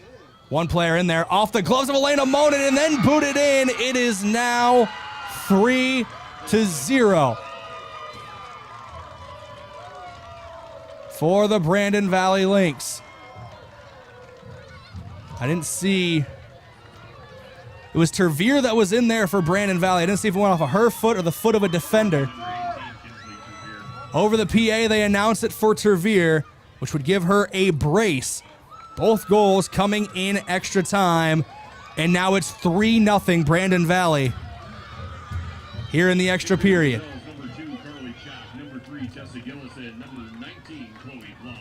Chloe Blum, Tessa Gillis, and Carly Chop all checking in.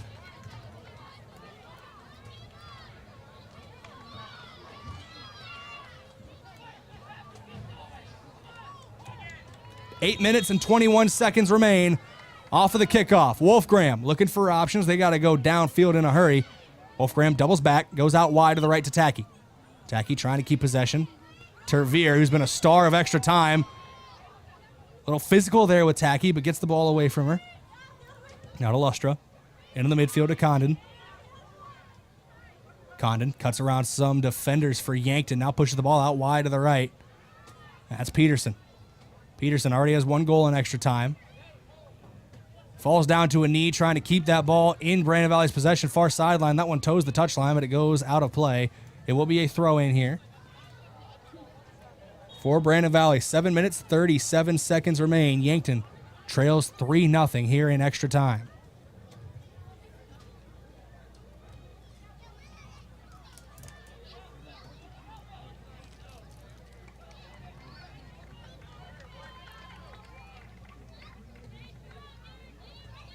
Ball goes out of play. It'll be Yankton to throw.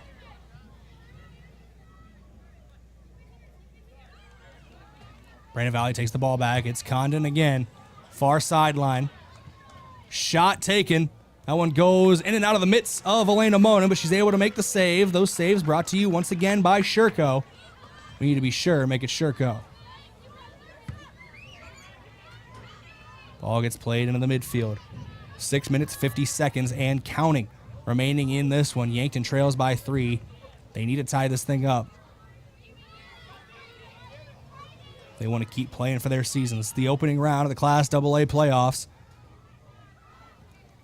Ball gets played in the midfield, knocked back. It's taken away again by Yankton. Far sideline. Kruger with it. Plays it back to Foot. She sends it downfield. Condon brings it down. Now sends it forward. Tervier trying to run onto it near sideline, but it goes out of play. Throw in for Carly Chop. Over 6 minutes to play.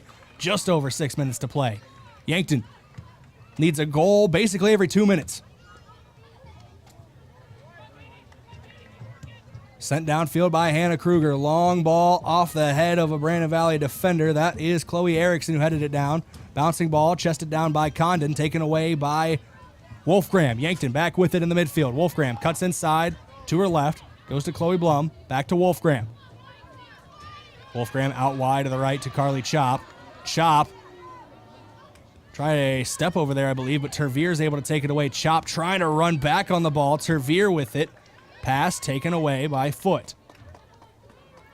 Bouncing ball picked up by Condon. And now another ball played over the top. Chop with the header. Gets away from her. Katie Brown with it now. On Yankton's side of the 50. Brandon Valley possession. Count down to 5 minutes to play here.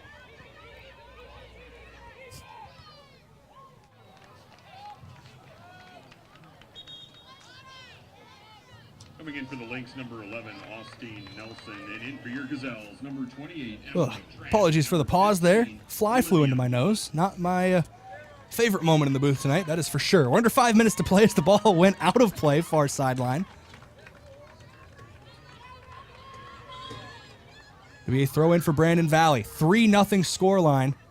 Throw in goes to Condon near the corner flag, trying to keep that ball in the field of play. Gets knocked out of play. Last touch looks like by Tessa Gillis. It will be a corner kick for Brandon Valley.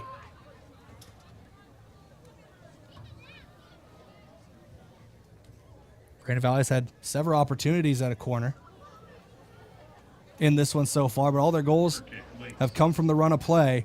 And the Lynx taking their time, as they have the right to do. No, actually, they rolled a throw in. Near the corner flag again, out of play, off of Brandon Valley, so it'll be a throw in for Yankton. Taken quickly, they're trying to get the ball to Chloe Blum. Blum lets it roll past, tries to run onto it, but it's cleared away. Picked back up by Yankton, goes to Wolfgram in the midfield. Wolfgram lays it off to Carly Chop, going near sideline. Chop making a run, gets around another defender. Carly Chop around a third defender. Carly Chop making a great run down the right sideline. Can she get past another defender? That one knocked away from her. Great run from Carly Chop. Puts the ball deep in Brandon Valley territory. We're going to get a substitution here. Ava Haar is going to check in quickly. She's going to replace Eden Wolfgram.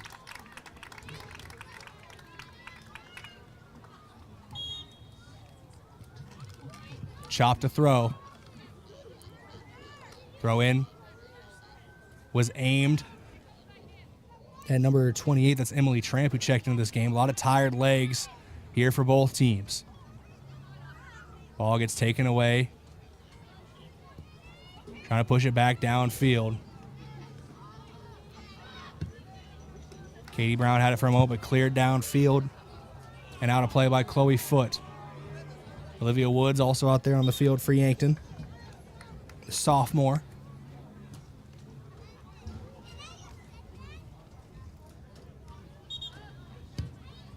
Whistle's going to blow. It's going to be, they're going to rule it Yankton possession here. We are under 3 minutes to play, right around 2.5 minutes to play.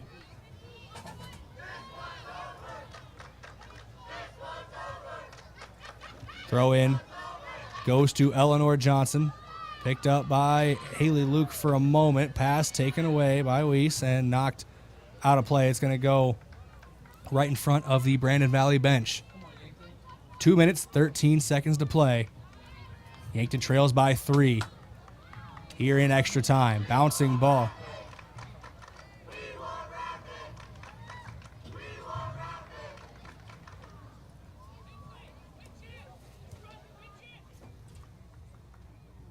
Ball goes out of play. We'll get a throw in here from Brandon Valley. Under 2 minutes to play now. Don't know if it got picked up there, but the Brandon Valley students that made the trip down here, letting their thoughts be known on their next opponent, Rapid City Stevens. This game is not over, though. It's a daunting task for Yankton.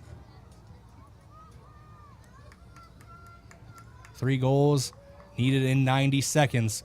And that ball out of play. It'll be a throw in for Brandon Valley. The Lynx taking their time. Throw in. Picked up by the Lynx. That's Katie Brown. Goes back outside. Looking for Condon. Back to Brown. Brown, far sideline. Ball gets played back to Bills. Still working that far sideline. Goes out of play. Last touch by Yankton. We'll get another throw in here. Just over 60 seconds to play. 1 minute remaining. We are in the 100th minute of soccer here tonight. 99 minutes completed, and it looks like, as it stands, Brandon Valley will be moving on to the second round of the Class AA playoffs for girls soccer. The number 2 seeded Rapid City Stevens awaits in that quarterfinal round on Saturday. Yankton trying to make something happen here with 30 seconds left. That ball bouncing away, going near the corner flag. Brandon Valley with it again. Condon trying to park near the corner flag. Brought down from behind there by Hannah Kruger. Clock still ticking. We are under 15 seconds to play. With Brandon Valley able to just kind of wait this one out, they will take a 3-0 victory here at Crane-Youngworth Field. The Yankton Gazelles soccer season comes to an end at home in the opening round of the playoffs. The last team to defeat Yankton in the regular season a month ago was the Brandon Valley Lynx. The last team to defeat the Yankton Gazelles in the entire season is the Brandon Valley Lynx. 3-0 your final score here on KYNT and KYN-TV. That scoreboard update was brought to you by SWAT Chiropractic and Rehab, the go-to place for specialized wellness and therapy. Visit them at SWATchiropracticandrehab.com. Let's go to this break, brought to you by Alani New Energy Drinks. Just 10 calories, no sugar or gluten. Alani New Energy Drinks are a healthy way to fuel your fun. When we come back, we'll have your post-game breakdown here on KYNT and KYN-TV. We'll be back in a couple minutes, so don't go anywhere. Boston Shoes to Boots is proud to support Yankton High School athletics. Boston Shoes to Boots is your headquarters for quality and comfortable shoes for the whole family. From athletics and work boots to sandals and dress, we have you covered by our popular brands like Brooks, New Balance, Birkenstock, Red Wing, Keen, and so many more. Shop our location downtown at 313 Cedar Street or visit us online at bostonshoestoboots.com. Boston Shoes to Boots, your footwear expert since 1915. During October, Yankton Thrive is highlighting careers with our local manufacturers. I'm Chelsea Sautel. I work at Aztec Industries as a material handler. Manufacturing is it for me. The way it works with my schedule is perfect. So I drop the kids off at daycare, go to work. I'm off work by the time they get out of school. Any sports events, any concerts, any events that they have, I'm available for. Discover local career opportunities in manufacturing at yanktonsd.com.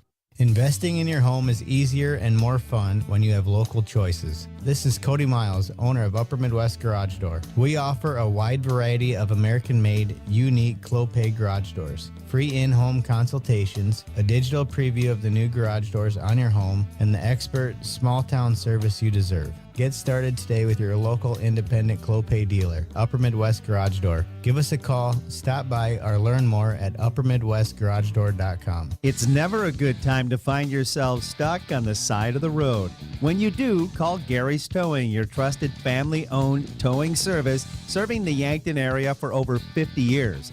Whether it's light, medium, or heavy towing, they've got the right equipment and the experience to get you back on the road fast. Day or night, call Gary, Mike, or Mason, 665-4351.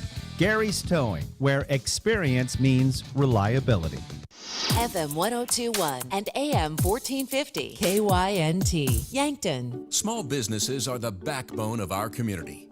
CoreTrust helps your business thrive with checking, online bill pay, small business loans, credit card processing, local approval and support for government grants and loans, investments to grow your hard-earned assets, and insurance to protect them.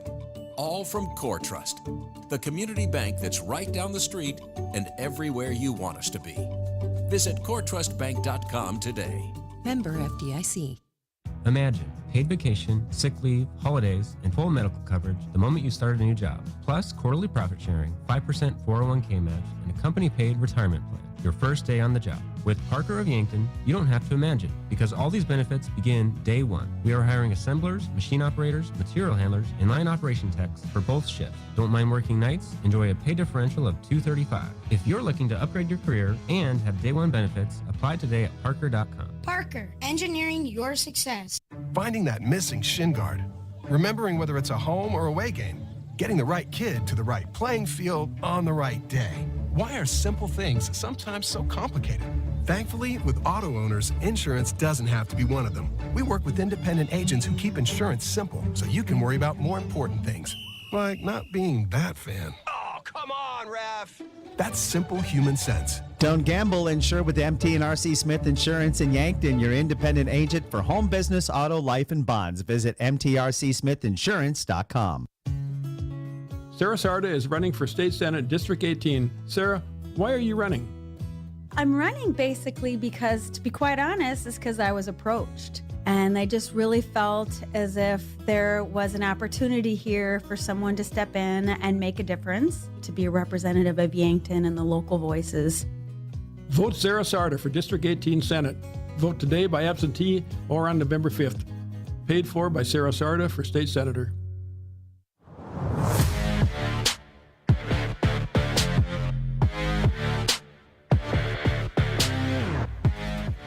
Welcome back in here on KYNT and KYNTV for your post-game report, brought to you by Sarah Sarda for State Senator. Find out more about Sarah's campaign online at Sarah Sarda for StateSenator.com. That is Sarah Sarda, spelled SaraCarda for StateSenator.com. Or you can scan the QR code on your screen right now if you're watching on KYNTV. We're live in the Fairfield Inn & Suites and Holiday Inn Express in Yankton broadcast booth. Get great rates and flexible reservation changes by calling the Fairfield by Marriott or Holiday Inn Express Hotel Direct at 605-653-2250. Time for your stat recap, brought to you by Mayor Signs. If it's time to review the look of your business's signage, let Mayor Signs help. They offer all types of signs, including lit, non-lit, digital, and much more. 3 goals, all in extra time, all for the Brandon Valley Lynx as they take a 3-0 win over the Yankton Gazelles, knocking the Gazelles out of the postseason. 2 of them came from Kinsley Tervier as she notches a brace to move the Lynx on to the next round of play, and 1 came from Madison Peterson. The Lynx move on. They will take on Rapid City Stevens on Saturday in the quarterfinals. We're going to take one more quick break here, or another quick break here, I should say. And when we come back, we'll have head coach Tyler Schuring for your post-game coach interview here on KYNT and KYNTV. We'll be back in 2 minutes with your post-game coach interview. Looking for the perfect pair of glasses? At Vision Care Associates, we've got you covered. Step into our showroom and discover our vast selection from timeless classics to the latest trends. With several styles to choose from, you're sure to find the perfect match for your look. Experience personalized service and expert care, whether you need help finding the right frame or adjusting your new glasses for the perfect fit. Vision Care Associates, where the health of your eyes comes first. COVID-19 cases are on the rise, and peak flu season is almost here. Save time and get the updated COVID-19 vaccine and your flu shot at the same time at Hy-Vee. Schedule your updated COVID-19 vaccine and flu shot online today, or just stop by any Hy-Vee pharmacy whenever it's convenient for you. No appointment necessary. Plus, when you get your flu shot at Hy-Vee, earn a 20-cent fuel saver. Your Hy-Vee pharmacy is here to help you and your family stay healthy. Some restrictions apply. Want to take the hassle out of servicing your heating or cooling system? Then sign up for the Kaiser Signature Membership Program. This is Chris Frick with Kaiser Heating and Cooling. Not only will you get peace of mind knowing your units are being serviced regularly, but being a Kaiser Signature member gives you priority service, a discount on parts and labor, and no overtime rates. Take comfort and let our qualified professional technicians keep you running. Be the wiser and go with Kaiser. Kaiser Heating and Cooling of Yankton. Look at all the pictures of the resort you'd stay in every year. All you need to do is pay reasonable maintenance fees once a year. With any contract that you're signing, read and understand everything. What happens if you cancel? Can you get out of this contract? If you feel pushed into signing the contract, you need to stop and take a step back. If you have questions, contact the South Dakota Office of Attorney General's Consumer Protection Division at 800-300-1986.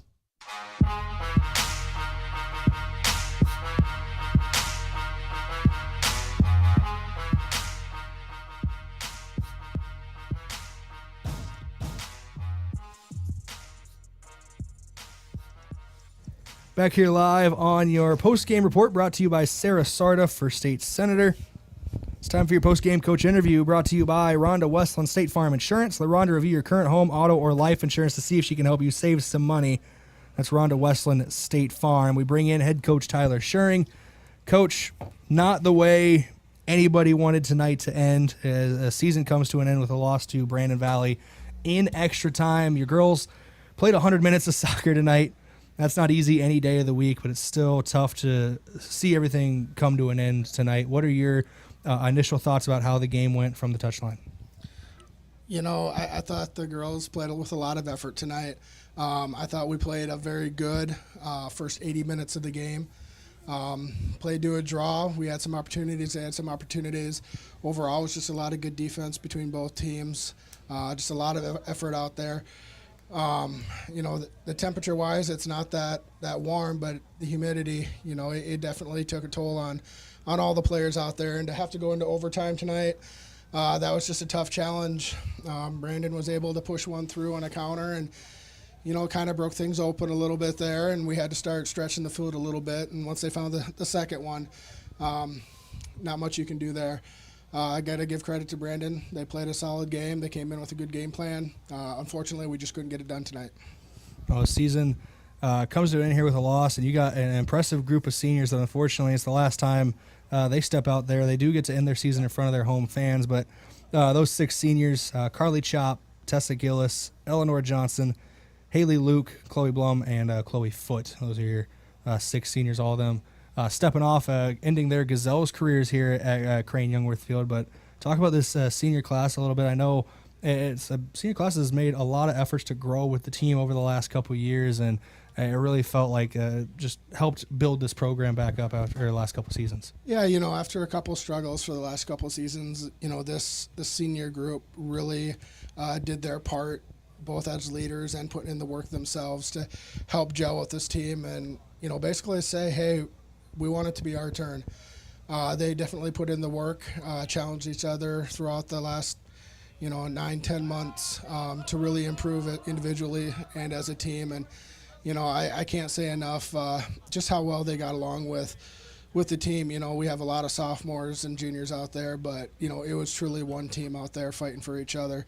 I thought all 6 seniors really played well, put in a lot of work, and did their part for all the success we had this year. Coach, this is, kind of our end of season wrap-up. So my last chance to get to talk to you here for the season. I know Saturday with the Coach's Corner, they'll handle, with Bryce Ladwig, you'll handle more of the overview of the entire season. But I want to thank you all season long for talking to me for pregame interviews, for coming up here and talking in the postgame. I know it's been a fun season to cover. I'm glad that I get the chance to do this, and you guys put on a great show all year. It's sad to see it come to an end here in the playoffs, but still a season that you could hang your hat on the end of the day and see as another step forward for the team? Yeah, overall this was a great season for the Gazelles. Not the way we wanted it to end, but, regular season 8-4-2, really competed with every team they played out there. Can't ask for anything more as a coach. I do also want to give a lot of credit to the fans that showed up and supported the team tonight. I know the players really appreciated that. So thank you for that. And Brayden, thank you for all the coverage you've done this season and previous seasons. We definitely have the best broadcast crew in the state. So thank you for everything you guys do. Thank you for the kind words there, Coach Schuring. And I know next season when the Gazelles take the field again, we'll be right back there with you. So thank you for coming up here and talking to me here on the post-game interview. Congratulations on a season, unfortunately, coming to an end tonight, but it was another great step for the Gazelles. Thank you. That does it for our post-game coach interview with head coach Tyler Schuring. We'll take a quick break here on KYNT and KYN TV. Come back in 2 minutes and wrap things up here on the Sarasota post-game report. A couple days ago, a teacher came into the UPS store to print some worksheets for her classroom. As we were printing, she asked if we could help her design and print a custom banner for her school's upcoming event. Yes, we can. Hi, this is Doug at the UPS store in Yankton and Vermilion, where for over 8 years we've been serving educators, businesses, and community members with all kinds of printing solutions. Stop by today and let us assist with your next project, and be sure to ask about our shipping services or current print specials. Do you want a job that keeps it real? At Truxedo, a real truck company, we keep it real by promoting our values of excellent service, teamwork, accountability, and innovation.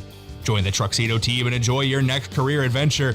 We have a variety of openings, including senior EH&S specialist and weekend maintenance technician too.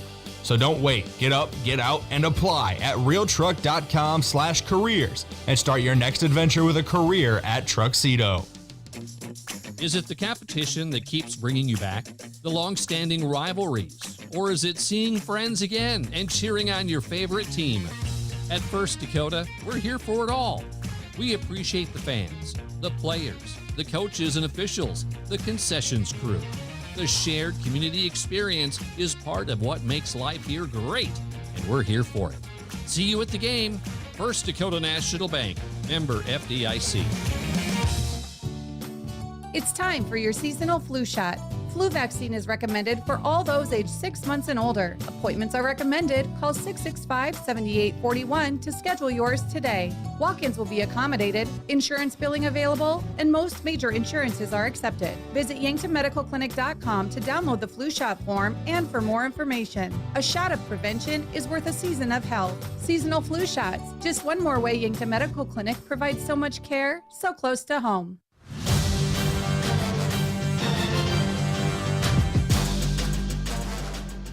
Welcome back in here on your post-game report, brought to you by Sarasota for State Senator.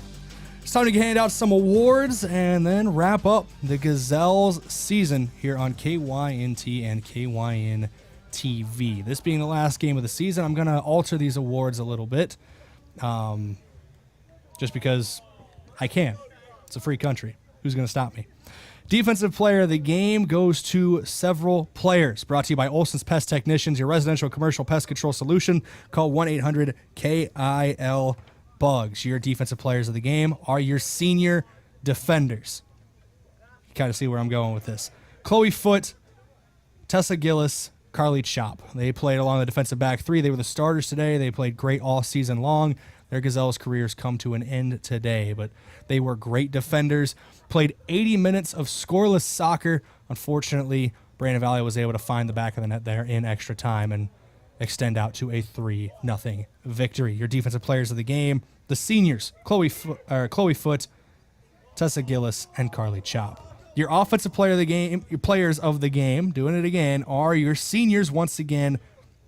All three in the midfield, Eleanor Johnson, Haley Luke, and Chloe Blum. All three of them have contributed greatly to this Yankton Gazelles program. I want to give them their flowers and their just desserts. Their just deserves, however it's worded. I probably butchered it both ways. Give them the praise they deserve for what they've done for this Yankton Gazelles program as players, as people, as students. More than deserving for everything they have contributed. So your offensive players of the game are Chloe Blum, Haley Luke, and Eleanor Johnson. Your defensive players of the game were brought to you by Olson's Pest Technicians, and your offensive players of the game were brought to you by Hy-Vee, where there's a helpful smile in every aisle. Calendar Countdown brought to you by Parker Hannafin of Yankton. All benefits begin day one with Parker Hannafin of Yankton. Learn more at parker.com. Parker, engineering your success. The clock has struck midnight on this soccer season here for Yankton High School. No more Bucks games, no more Gazelles games. We will see you back here in the fall of 2025.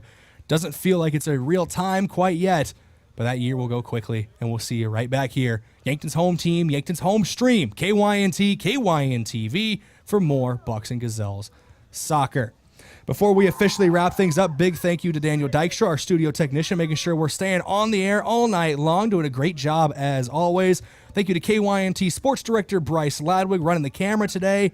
And just to give him one more shout out on a broadcast, your 2024 Sports Broadcaster of the Year for the state of South Dakota, Bryce Ladwig. More than deserving for the KYNT Sports Director, stepping up and doing a great job no matter what he does here for KYNT and KYN-TV. Thank you to our sponsors. Thanks to you, the listener.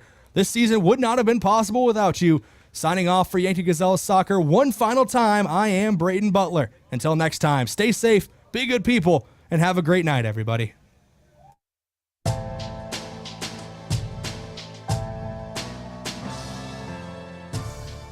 Thank you for listening to Yankton Athletics on KYNT, a Riverfront sports property, and Yankton's home team. Remember, KYNT is your home for Yankton High School athletics.